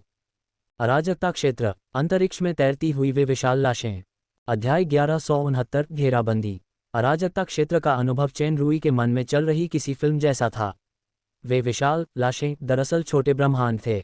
भले ही उनमें जीवन के सारे लक्षण गायब हो गए हों, फिर भी वे अनजाने में ही एक बेहद भयानक मानसिक उतार चढ़ाव पैदा कर सकते थे। अगर सुपर सिस्टम और क्रोध राजा कवच की सुरक्षा न होती तो चेन रुई शायद उस लाश का हिस्सा बन जाता। अब उसकी शक्ति चरम अवस्था छद्म देवता के स्तर पर पहुंच गई थी।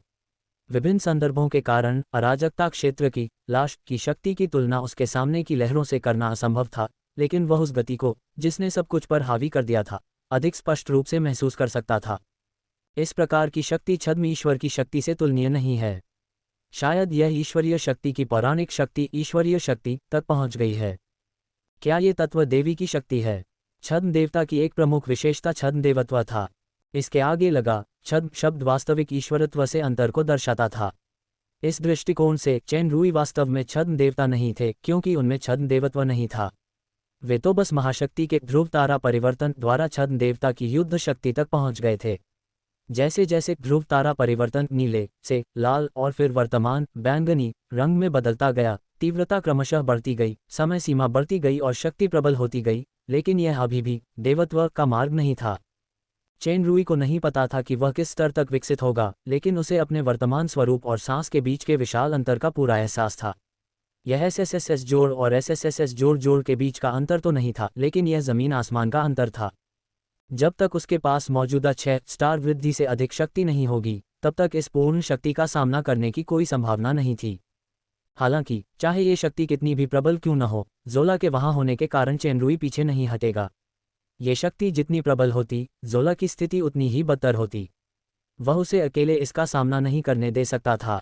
चेन रूई ने तुरंत आगे बढ़ते हुए अपनी गति बढ़ा दी।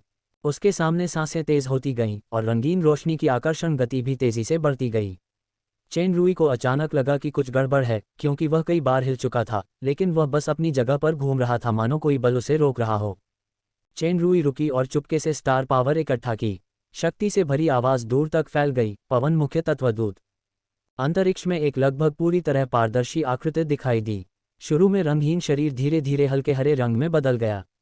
आंखें चांदी जैसी थीं, घुंघराले बाल छोटे छोटे बवंडर जैसे थे। जाति मौलिक प्राणी पवन। व्यापक शक्ति मूल्यांकन एसएसएस जोड़। शारीरिक संरचना एसएसएस जोड़। ताकत एसएसएस जोड़। आत्मा एसएसएस जोड़। गति एसएसएस जोड़। विश्लेषण पवन विशेषता मुख्य तत्व संदेशवाहक। खतरे का स्तर अत्यंत खतरनाक। जल मुख्य तत्व दूत की तुलना में पवन मुख्य तत्व दूत की आत्मिक शक्ति कमतर थी, लेकिन उसकी गति में पूर्ण लाभ था। उसे 6 मुख्य तत्व दूतों में सबसे तेज होना चाहिए था। यह मुख्य तल पर मौजूद तत्वों की विशेषताओं से काफी मिलता जुलता था। यह मैं हूँ। पवन तत्व के मुख्य दूत का स्वर और दृष्टि जल तत्व के मुख्य दूत की तुलना में कहीं अधिक कोमल थी। ये सेठाइन की आवाज भी थी, तुम मुझे याद हो। पवन तत्व के राजा या 6 तत्व के राजाओं के मित्र बनने के लिए तुम निस्संदेह एक साधारण व्यक्ति हो। दोस्त शब्द सुनते ही चेन रूई की आंखें धुंधली पड़ गईं, जबकि पवन मुख्य तत्व दूत ने आह भरी, लेकिन चून कि तुम यहाँ हो, मुझे नहीं लगता कि मुझे ज्यादा बकवास करने की जरूरत है। आगे बढ़ो। चेन रूई ने भी मन ही मन आह भरी। सामने की तरफ पवन मुख्य तत्व दूत पहले ही आगे बढ़ चुका था। हालांकि चेन रूई मानसिक रूप से तैयार था, फिर भी जब उसने पवन मुख्य तत्व दूत की असली गति देखी तो उसे आश्चर्य हुआ। पवन मुख्य तत्व दूत उसके पास प्रकट हो गया था। चेन रूई ने ज्यादा जोर नहीं लगाया। ध्वनि का विस्फोट हुआ और वह तेजी से पीछे हट गया। फिर उसने गति बढ़ाने के लिए सोनिक बूम को सक्रिय किया। ध्रुव तारा परिवर्तन के वर्तमान स्तर के साथ सोनिक बूम की गति आंधी जैसी बेहद तेज थी। हालांकि पवन मुख्य तत्व संदेशवाहक चेन रूई से तेज था, पलक झपकते ही उसके पीछे प्रकट हो गया। ध्वनि विस्फोट की आवाज गायब हो गई और हवा में एक सुनहरी रोशनी चमक उठी। ध्वनि बूम एक ज्यादा शक्तिशाली प्रकाश बूम तकनीक में बदल गया और गति तुरंत दोगुनी हो गई। उसने एक मोड़ लिया, पवन मुख्य तत्व संदेशवाहक को दरकिनार कर दिया और बिजली की गति से तेजी से उड़ गया। चेन रूई फिर रुक गया, क्योंकि पवन मुख्य तत्व दूत फिर से उसके सामने प्रकट हो गया था। उसने साफ तौर पर महसूस किया कि पवन मुख्य तत्व दूत टेलीपोर्ट या स्थानांतरण नहीं कर रहा था, बल्कि बस गति कर रहा था। बाद में गति करने के बावजूद वह चेन रूई से आगे निकल गया। तुम बहुत धीमे हो। पवन मुख्य तत्व दूत ने अपना सिर हिलाया और चेन रूई कुछ देर के लिए अवाक रह गया। लाइट बूम पहले से ही चेन रूई द्वारा इस्तेमाल किया जा सकने वाला सबसे शक्तिशाली त्वरण कौशल था, लेकिन फिर भी उसे आसानी से मात दी जा सकती थी। एसएसएस जोड़ की गति निस्संदेह भयानक है।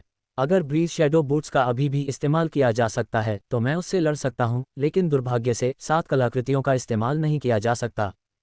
चेन रूई को प्रतिद्वंद्वी की मनोदशा का थोड़ा बहुत अंदाजा था जब वह लड़ने के लिए ब्रीज शैडो बूट्स के लाभ पर निर्भर करता था। मैं हमला करने जा रहा हूं, पवन मुख्य तत्व दूत ने उसे याद दिलाया। तभी चेन रूई को बस एक भूतिया चमक महसूस हुई और प्रतिद्वंद्वी पहले ही उसके सामने आ चुका था। इससे पहले कि वह बच पाता, उसका शरीर एक तेज बल से उड़ चुका था। इस मौके में बिजली जैसी शक्ति थी जिससे उसका आधा शरीर लकवाग्रस्त हो गया। इससे पहले कि चेनरुई हवा में इस डिबफ अवस्था से मुक्त हो पाता, विश्लेषणात्मक आंखों ने तुरंत याद दिलाया कि पवन मुख्य तत्व दूत उसके पीछे है। समस्या ये थी कि प्रतिद्वंद्वी बहुत तेज था। भले ही उसे गति का पता था, वह उसके साथ नहीं चल पा रहा था। अगले ही पल चेनरुई को जोरदार झटका लगा और वह सीधा नीचे गिर पड़ा। पवन मुख्य तत्व दूत की तेज गति का फायदा जरूर उठा और उसने चेनरुई को फिर से पकड़ लिया। उसने उसे पकड़कर पटक दिया। चेनरुई को ऐसा लगा जैसे वह किसी बवंडर में फंस गया हो और उसका संतुलन पूरी तरह से बिगड़ गया। उसके शरीर की शक्ति अस्त व्यस्त हो गई थी। पवन तत्व के मुख्य दूत द्वारा चेनरुई को फेंकने के बाद उसने तुरंत पीछा नहीं किया। पवन तत्व की शक्ति उसके हाथ में तेजी से संघनित होने लगी। पलक झपकते ही उसका पूरा दाहिना हाथ एक तीखे लंबे ब्लेड में बदल गया। ब्लेड से एक भयानक तीक्ष्ण क्यूई निकल रही थी। अगर कोई गौर से देखे तो अनगिनत छोटे छोटे पवन ब्लेड तेज गति से घूम रहे थे। इस तरह की गतिशील संरचना के तीखे ब्लेड बेहद भयानक थे। मजबूत सुरक्षा वाली धातु भी तुरंत कट सकती थी। पवन ब्लेड के प्रकट होते ही पवन मुख्य तत्व दूत आगे बढ़ा और चेनरुई के पास उड़ गया। इस क्षण उसकी आंखों की कोमलता गायब हो गई और उसकी जगह एक ठंडी और जानलेवा मंशा ने ले ली। पवन ब्लेड ने चेनरुई पर बेरहमी से वार किया। यदि वार सफल रहा तो चेनरुई की शारीरिक शक्ति और स्टार कवच रक्षा के बावजूद वह दो हिस्सों में विभाजित होने के विनाश से बच नहीं पाएगा। अचानक पवन मुख्य तत्व दूत को लगा कि यह कटाव धीमा पड़ गया है। सिर्फ ये कटाव ही नहीं, बल्कि उसके आसपास की हर चीज धीमी पड़ गई। यह कोई साधारण मंदी नहीं थी, बल्कि समय की गति में बदलाव था। हो सकता है समय ही हो। पवन मुख्य तत्व दूत ने तुरंत प्रतिक्रिया दी। चेनरुई ब्लेड के नीचे गायब हो गया। पलक झपकते ही सारी सुस्ती सामान्य हो गई। पवन मुख्य तत्व दूत को लगा कि वह सचमुच पीछे की ओर उड़ रहा है। उसने नीचे देखा तो उसकी पसलियों के नीचे दर्द महसूस हुआ। वहां एक धंसी हुई मुट्ठी का निशान था। पता चला कि जब समय धीमा हुआ तो प्रतिद्वंद्वी ने उसे पहले ही जोरदार टक्कर मार दी थी। मुट्ठी के निशान से विनाशकारी शक्ति निकलती थी जो लगातार आसपास के तत्वों को नष्ट करती रहती थी। अगर इसे जल्द से जल्द दूर नहीं किया गया तो मुट्ठी का निशान और भी बड़ा होता जाएगा। पवन मुख्य तत्व दूत की आंखों में एक चांदी सी चमक उठी और मुट्ठियों के निशान धीरे धीरे कम हो गए। उसने एक भयावह मुस्कुराहट बिखेरी जो पहले की कोमलता के बिल्कुल विपरीत थी। कोई आश्चर्य नहीं कि तुम जल मुख्य तत्व दूत को कष्ट दे सकते हो। बेशक तुम थोड़े सक्षम हो, लेकिन इस दुनिया में तुम्हारा समय ज्यादा देर तक नहीं टिक सकता। जब तक तुम एक भी गलती करोगे तुम मर जाओगे। इसमें कोई शक नहीं कि तुम सबसे चंचल वायु तत्व हो। चेनरुई ने मुख्य वायु तत्व दूत को घूरते हुए कहा, जब बात गलती की आती है तो मुझे इसके बारे में ज्यादा नहीं सोचना चाहिए। चाहे कुछ भी हो, चलो पहले तुम्हें हराते हैं। मुझे हराओगे? पवन मुख्य तत्व दूत ने व्यंग्य किया। उसके हाथ में पवन तलवार से एक तेज जानलेवा आभा निकल रही थी। भले ही तुम सचमुच वह व्यक्ति हो, तुम मुझे यहाँ नहीं हरा सकते। मैं जल मुख्य तत्व दूत नहीं हूँ, इसलिए मैं तुम्हारे साथ कोई टालमटोल नहीं करूँगा। मैं तुम्हें एक ही वार में मार डालूंगा।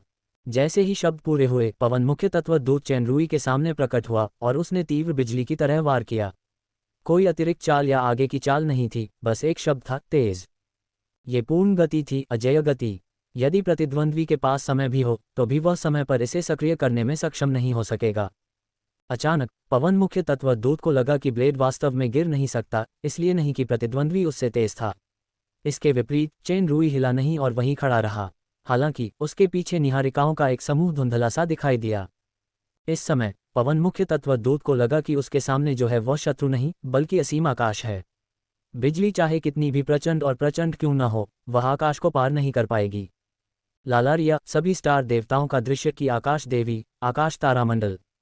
जैसे ही पवन मुख्य तत्व दूत का ध्यान भंग हुआ, उसके मन में खतरे की चेतावनी आ गई। वह पूरी गति से पीछे हट गया। जब उसने अपनी आकृति स्थिर की तो उसे अपने हाथ में दर्द महसूस हुआ। पवन ब्लेड वास्तव में दो टुकड़ों में टूट गया था। चेनरुई के पीछे एक आकाश जैसी निहारिका थी। उसकी हथेली ने चाकू का आकार बना लिया था, जिससे एक हल्की चमक निकल रही थी। ये वही साधारण हथेली का ब्लेड था जिसने उस पवन ब्लेड को विभाजित कर दिया था, जिसे उसने अपनी शक्ति से संघनित किया था। ये कटाव वास्तव में आसान नहीं था। ये ऑरा ब्लेड था जो आकाशीय तारामंडल को जोड़ता है, या शायद इसे स्काई ब्लेड कहा जा सकता है। चेनरुई पीछा करने ही वाला था कि अचानक उसकी नज़र विश्लेषणात्मक आंखों में पड़े आंकड़ों पर पड़ी। उसने पलटकर देखा और स्काई ब्लेड, जो मूल रूप से पवन मुख्य तत्व दूत पर वार करने की योजना बना रहा था, वापस लौट आया। अंतरिक्ष में हल्का सा कंपन हुआ और एक आकृति प्रकट हुई। यह एक लंबा पिंड था जो सोने जैसा दिख रहा था। ये बेहद मोटा लग रहा था। आकाशीय ब्लेड जिसने पवन मुख्य तत्व दूत के पवन ब्लेड को चीर दिया था, उस पिंड पर बस एक हल्का निशान छोड़ गया था। इसके अलावा ये निशान नंगी आंखों से दिखाई देने वाली गति से तेजी से ठीक हो रहा था। इस तरह की काया और रक्षा के साथ विश्लेषणात्मक आंखों के डेटा को देखे बिना भी चेन रूई अनुमान लगा सकता था कि यह पृथ्वी मुख्य तत्व दूत था। चेन रूई सतर्कता से कुछ कदम पीछे हट गया। उसकी पुतलियां अचानक सिकुड़ गईं और उसने दूसरी तरफ देखा जहां रोशनी चमक रही थी। सूरज की तरह चमकता एक शरीर धीरे धीरे साफ होता गया। दूसरी ओर की आकृति भी चमकदार थी, लेकिन वह एक जलती हुई लौ की तरह थी। जैसा कि मैंने कहा, हम जल्द ही मिलेंगे। पवन मुख्य तत्व संदेशवाहक। जल मुख्य तत्व संदेशवाहक के बगल से एक परिचित आवाज सुनाई दी। आपने ये भी कहा था कि मैं कभी भी सिर्फ एक मुख्य तत्व दूत का सामना नहीं करूंगा। चेन रूई ने गहरी आवाज में कहा, मुझे उम्मीद ही नहीं थी कि मैं एक ही समय में 5 मुख्य तत्व दूतों से मिलूंगा। डाक मुख्य तत्व दूत का क्या? वह एक साथ क्यों नहीं आया? मैं पहले से ही यहाँ हूँ, बस तुमने ध्यान नहीं दिया। चेन रूई के सिर के ऊपर आसमान से एक और गहरी आवाज सुनाई दी। चेन रूई ने देखा कि वहां काली धुंध में लिपटी एक मानव आकृति थी और वह आश्चर्यचकित हुए बिना नहीं रह सका। वह पहले भी आकाश में रंगीन प्रकाश की गति को देख रहा था, लेकिन उसे पता नहीं चला कि कब मुख्य तत्व दूत प्रकट हो गया। तात्विक दुनिया के सबसे शक्तिशाली 6 मुख्य तात्विक दूत एक ही समय पर चेन रूई के सामने प्रकट हुए। ये स्पष्ट था कि वह पहले से ही घेरे में था। उनमें से सिर्फ एक ही चेन रूई को अभिभूत करने के लिए काफी था। अब जब 6 लोग इकट्ठे हो गए हैं, तो वह इससे कैसे निपटे? अध्याय 1170 ब्रह्मांड विनाश बनाम सभी सितारा देवताओं का दृश्य। पायथन ने एक बार कहा था कि यदि प्रतिद्वंद्वी एक मुख्य तत्व दूत है, तो चेन रूई एक अभूतपूर्व संघर्ष में पड़ जाएगा। यदि वह 2 या अधिक मुख्य तत्व दूतों का सामना कर रहा था, तो केवल एक ही सलाह थी, भागो। अब चेन रूई को सभी मुख्य तत्व दूतों का सामना करना पड़ रहा था, जो कि सबसे खराब स्थिति थी। इसके अलावा चेन रूई ने यह भी पाया कि जब सभी मुख्य तत्व संदेशवाहक एक ही समय पर प्रकट हुए, तो जल मुख्य तत्व संदेशवाहक और पवन मुख्य तत्व संदेशवाहक की श्वास शक्ति पहले से कहीं अधिक प्रबल प्रतीत हुई। ये किसी प्रकार के संबंध के कारण पारस्परिक बफ होना चाहिए। ये कुछ सुपर सिस्टम जैसा ही था। जब स्टार कॉन्फ्रेंसर एक ही समय पर मौजूद होते थे, तो वे एक दूसरे की ताकत बढ़ा सकते थे। सबसे कठिन परीक्षा का सामना करते हुए चेन रूई पूरी तरह शांत हो गया। मैंने कभी नहीं सोचा था कि मैं इतना भाग्यशाली होऊंगा कि एक ही समय में सभी मुख्य तत्व दूतों को सक्रिय कर सकूंगा। यह एक बड़ा सम्मान है। सम्मान। चमकदार प्रकाश मुख्य तत्व संदेशवाहक थोड़ा और हैरान था। ये वास्तव में ये शब्द है। ऐसा लगता है कि उसने कुछ महत्वपूर्ण यादें खो दी हैं। डार्क मेन एलिमेंटल मैसेंजर ने भी सिर हिलाया। सबसे जरूरी बात है नियंत्रण की सबसे महत्वपूर्ण शक्ति खोना, वरना हमें ही सम्मानित होना चाहिए। चेन रूई के खिलाफ लड़ने वाले जल प्रमुख तत्व दूत ने सावधानी के संकेत के साथ कहा, भले ही वह अपनी याददाश्त और अपनी पिछली युद्ध शक्ति खो दे, लेकिन अब जो नई शक्ति उसने हासिल की है, उसे कम करके नहीं आंका जाना चाहिए। तुम खुद को जरूरत से ज्यादा आंकने की वजह से हारे हो। अग्नि के मुख्य तत्व दूत की आवाज ओमटन जितनी ही गूंजी। पवन मुख्य तत्व संदेशवाहक ने भौहें चढ़ाईं। बस इतना ही नहीं, जल तत्व संदेशवाहक वास्तव में सही है। अगर यह आमने सामने की लड़ाई है, तो तत्व जगत में भी मुझे यकीन नहीं है कि मैं उसे हरा पाऊंगा। लेकिन अब तुम अकेले नहीं हो। डार्क मेन एलिमेंटल मैसेंजर ने भयावहता से कहा, उसे मरना ही होगा। चेन रूई की पुतलियां सिकुड़ गईं। ऐसा लगता है कि आप सभी एक साथ हमला करने की योजना बना रहे हैं। अगर मुख्य तत्व दूत उसी समय हमला करता है, तो भले ही तीनों महादूत मिलकर, शैतान और अजगर के साथ मिलकर, हम उनके विरोधी नहीं हैं। इस तरह का सर्वोच्च उपचार वास्तव में केवल मुझे ही दिया जाता है। ऐसा ही होना चाहिए। जल मुख्य तत्व दूत ने सिर हिलाया। हम तुम्हें कोई मौका नहीं देंगे, खासकर इस तरह की जगह पर और इस तरह के समय में। ऐसी जगह। चेन रूई और भी हैरान हो गया। क्या ये तात्विक दुनिया तुम्हारा गृह क्षेत्र नहीं है? तत्वों को शुद्ध नरसंहार पसंद नहीं है। हमें दूसरी दुनियाओं में दखलंदाजी पसंद नहीं है, और हम ऐसे प्राणी नहीं हैं जो दया का बदला शत्रुता से चुकाएं। पृथ्वी मुख्य तत्व दूत, जो अब तक चुप था, बोला, तुमने मूल अंश ढूंढ लिए हैं और पृथ्वी तत्व हृदय और जल तत्व हृदय की मरम्मत कर दी है। तत्व युद्ध भी तुम्हारे कारण ही समाप्त होने की संभावना है। इस दृष्टिकोण से भले ही हम तुम्हारा उपकार चुकाने की कोशिश न करें, हम तुम्हें निश्चित रूप से नहीं मारेंगे। दुर्भाग्य से तुम वह हो। जब तुम जल मुख्य तत्व दूत से मिलोगे, तो हमने तुम्हें वास्तव में चुनने का अवसर दिया है। चूंकि तुमने चुनाव कर लिया है, इसलिए तुम्हें उसी के अनुरूप जागरूकता होनी चाहिए। चूंकि हर चीज की शुरुआत तुम्हारी वजह से है, इसलिए तुम्हारा अंत ही निष्कर्ष हो। चेन रूई समझ गई, यह अभी भी गलतफहमी है। मैं किसी के रूप में गलतफहमी में हूँ। यह अब कोई अद्भुत गलतफहमी नहीं है जो दुश्मन को रोकती है, बल्कि एक घातक लानत गलतफहमी है। आखिरी वाक्य ने उसे खास तौर पर हैरान कर दिया। मेरी वजह से? तत्व जगत या किसी चीज़ की उत्पत्ति? क्या उस व्यक्ति के कारण है? क्या होगा अगर मैं वह व्यक्ति नहीं हूँ? चेन रूई चिल्लाया। इनकार करना तुम्हारी शैली नहीं है, पवन मुख्य तत्व दूत ने व्यंग्य किया, लेकिन स्मृति लोप एक क्षम्य कारण है। इसके अलावा तुम जो भी हो, तत्व देवी के पुनरुत्थान को रोकने की कोशिश का कोई दूसरा परिणाम नहीं है। ठीक है, जो कुछ कहना था कह दिया गया। अग्नि मुख्य तत्व दूत गर्जा, अब मर जाओ। दरअसल मुख्य तत्व संदेशवाहक बोलते समय चुपचाप अपनी अपनी स्थिति में आ गए थे। उनकी सांसें रहस्यमय तरीके से जुड़कर एक षट्भुज संरचना बना रही थी, जो चेन रूई को बीच में घेरे हुए थी। हेक्साग्राम संरचना दानव क्षेत्र में सबसे आम जादू और जादू का घेरा थी। यह अनगिनत विविधताएं और रहस्य पैदा कर सकती थी। तुलनात्मक रूप से यह हेक्साग्राम संरचना बेहद सरल थी, लेकिन चेन रूई ने अब तक देखी सबसे भयानक हेक्साग्राम संरचना थी। इस क्षण चेन रूई को लगा जैसे उसकी सारी इंद्रियां गायब हो गई हों। दुनिया में सिर्फ यही षट्भुज संरचना बची थी। दरअसल ऐसा नहीं था कि उसने पहले से ही उनकी घेराबंदी से बाहर निकलने के बारे में नहीं सोचा था, लेकिन वह ऐसा नहीं कर सका, क्योंकि न सिर्फ उसकी इंद्रियां बल्कि उसकी गतिविधियां भी बंद हो गई थीं। इन मुख्य तत्व दूतों का ये संयुक्त गठन निश्चित रूप से मुख्य तत्व दूत की शक्ति को दोगुना करने जितना सरल नहीं था, लेकिन इस आधार पर कई बार ढेर हो गया। इस गठन की गति से ही चेन रूई पहले से ही अभिभूत महसूस करने लगा था। उसके शरीर पर तारों वाले कवच में अनगिनत बारीक दरारें पड़ गई थीं। दमन की उस भयावह अनुभूति को शब्दों में बयां करना मुश्किल है। अगर ऐसा ही चलता रहा तो उसका शरीर और शरीर दोनों ही ढह जाएंगे। हेक्साग्राम संरचना की सांसें अभी भी तेज हो रही थीं। ये शक्तिशाली दबाव बहुत भयानक था। चेन रूई इसके भीतर कैद था। उसकी पीठ पर लगे तारे के पंख चकनाचूर होकर नष्ट हो गए थे और उसके मुंह और नाक से खून बहता रहा। अगर मुख्य तत्व दूत कोई हरकत न भी करें तो भी चेन रूई पूरी तरह टूट जाएगा। चेन रूई का शरीर अचानक पारदर्शी हो गया क्योंकि एकमात्र प्रभावी कौशल दर्पण शरीर सक्रिय हो गया था। दर्पण शरीर दुश्मन के सभी हमलों को परावर्तित या अपवर्तित कर सकता था। विशुद्ध गति दमन के इस वातावरण में प्रतिबिंब अब अपनी उचित भूमिका नहीं निभा सकता था।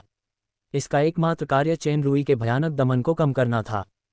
चेन रूई, जिसने मिरर बॉडी को सक्रिय कर दिया था, ने अचानक दबाव में भारी कमी महसूस की और लगभग रुका हुआ रक्त फिर से बहने लगा। साथ ही उसकी इंद्रियां और आत्मिक शक्ति भी पुनः बहाल हो गई। चेन रूई को साफ पता था कि मिरर बॉडी सिर्फ 10 सेकंड के लिए ही असरदार है, यानी इन 10 सेकंड के बाद वह जिंदगी और मौत के पिछले पल में लौट जाएगा। जब चेन रूई पारदर्शी हो गया तो हेक्साग्राम संरचना की सांसें लगातार बहुत ऊंचे स्तर तक बढ़ती रहीं। मुख्य तत्व दूतों ने हमला नहीं किया, बल्कि दर्पण शरीर के क्षीण होने का इंतजार कर रहे थे। दानव क्षेत्र में चेन रूई ने एक बार दिलोस्रो के साथ युद्ध में दर्पण शरीर को सक्रिय किया था और उसने जल मुख्य तत्व दूत के साथ पिछली लड़ाई में भी इस कौशल को सक्रिय किया था। मुख्य तत्व दूत और चेन रूई एक दूसरे को कुछ हद तक जानते भी माने जा सकते थे। अब ये गुप्त तकनीक वास्तव में हेक्साग्राम संरचना में स्वतंत्र रूप से सक्रिय हो सकती थी, जो आश्चर्यजनक था। हालांकि ये गुप्त तकनीक निश्चित रूप से लंबे समय तक नहीं चल सकती थी, इसलिए मुख्य तत्व दूतों ने कोई कदम उठाने में जल्दबाजी नहीं की। 1 सेकंड, 2 सेकंड, 3 सेकंड, ये जीवन और मृत्यु की वास्तविक गति थी। दोनों पक्ष इंतजार कर रहे थे। जिस क्षण चेन रूई की आकृति पारदर्शी से फिर से ठोस में बदली, षट्भुज के शीर्ष विभिन्न रंगों की तीव्र रोशनियों से चमक उठे। अनगिनत भयावह शक्तियां पूरे स्थान को भर रही थीं। इस प्रक्रिया के दौरान विभिन्न गुण और यहां तक कि असंगत शक्तियां भी एक अविश्वसनीय विशेष संरचना में गुंथ गईं। किसी प्रकार का उत्प्रेरण हुआ, जिससे श्वास और प्रकाश और भी तीव्र हो गए और चेन रूई की ओर प्रचंड रूप से प्रस्फुटित हुए। चेन रूई ने इस चाल को पहचान लिया था, ब्रह्मांड विनाश। ये चाल ज़ोला के एलिमेंट्स फ्यूरिट सिद्धांत के समान थी, जिसमें तत्वों के बीच संघर्ष और सम्मिलन का उपयोग कई बार विनाशकारी बल लगाने के लिए किया जाता था, लेकिन ये संरचना और शक्ति के मामले में एलिमेंट्स फ्यूरिट से कहीं अधिक शक्तिशाली था। चेन रूई ने एक बार एलिमेंटल किंग्स की तत्व स्रोत शक्ति का उपयोग करके राफेल के ब्रिलियंट थंडर ऑफ लाइट पर कॉस्मोस एनिहिलेशन बफ संरचना बनाई, जो एक भयानक बम बन गई। इसी बम के कारण रसातल के 3 शासकों के नेता, घृणा के स्वामी क्विलियाना का अवतार और घृणा का मुख्य वेदी, सभी उस भयानक शक्ति के प्रभाव में गायब हो गए। अब चेन रूई को जो सामना करना पड़ा वह वास्तविक मूल कॉस्मोस एनिहिलेशन था, जो 6 मुख्य एलिमेंटल मैसेंजर द्वारा सक्रिय किया गया था। पायथन ने एक बार कहा था कि जब 6 लोग एक साथ मिलकर कोई कदम उठाते हैं तो भगवान को भी डरना चाहिए। चेन रूई के दिमाग में इस याद का ख्याल बस एक कौंध भर गया।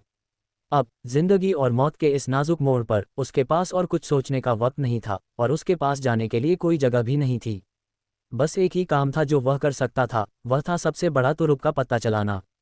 मैं तो केवल इस झटके पर ही दांव लगा सकता हूँ। आपस में गुथे हुए शानदार रंग अचानक धीमे पड़ गए, लेकिन ये सिर्फ एक पल के लिए था। बहरहाल इस समय चेन रूई का परिवेश पहले से ही तेज रोशनी से जगमगा रहा था। उसके पीछे अनगिनत तारे दिखाई दिए।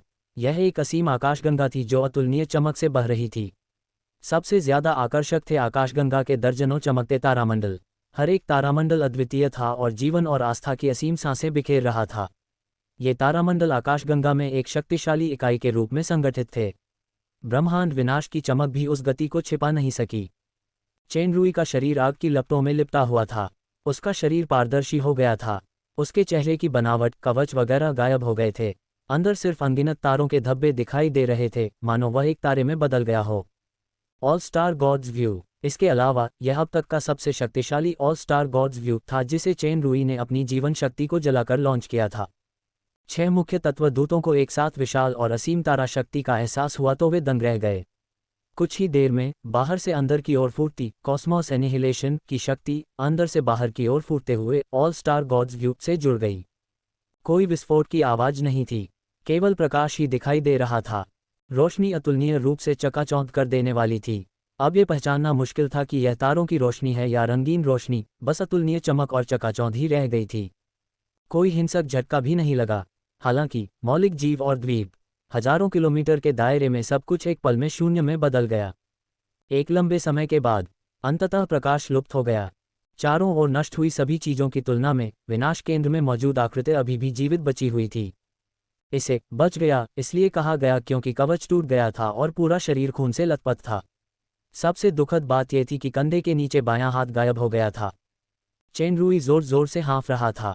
अगर उसने अभी अभी अपने शरीर की रक्षा के लिए ऑल स्टार गॉड्स व्यू के पृथ्वी नक्षत्र का इस्तेमाल न किया होता तो सिर्फ उसका बायां हाथ ही नहीं बल्कि उसका पूरा शरीर ही नष्ट हो जाता। जहां तक बाएं हाथ की बात है, पुनर्जनन के साथ उसे ठीक होने में ज्यादा समय नहीं लगेगा। क्रिस्टल वैली में लड़ाई के अंत में उसने एक बार अपना दिल निकाला था और फिर वह पूरी तरह ठीक हो गया था। हालांकि शर्त यह थी कि उसे यह पुनर्जनन समय मिले। चेन रूई की नज़र जरा भी ढीली नहीं पड़ी क्योंकि 6 मुख्य तत्व दूतों में से कोई भी गायब नहीं हुआ। ठीक उसी तरह उनके शरीर भी क्षत विक्षत हो गए थे। प्रकाश मुख्य तत्व दूत का तो सिर भी कट गया था।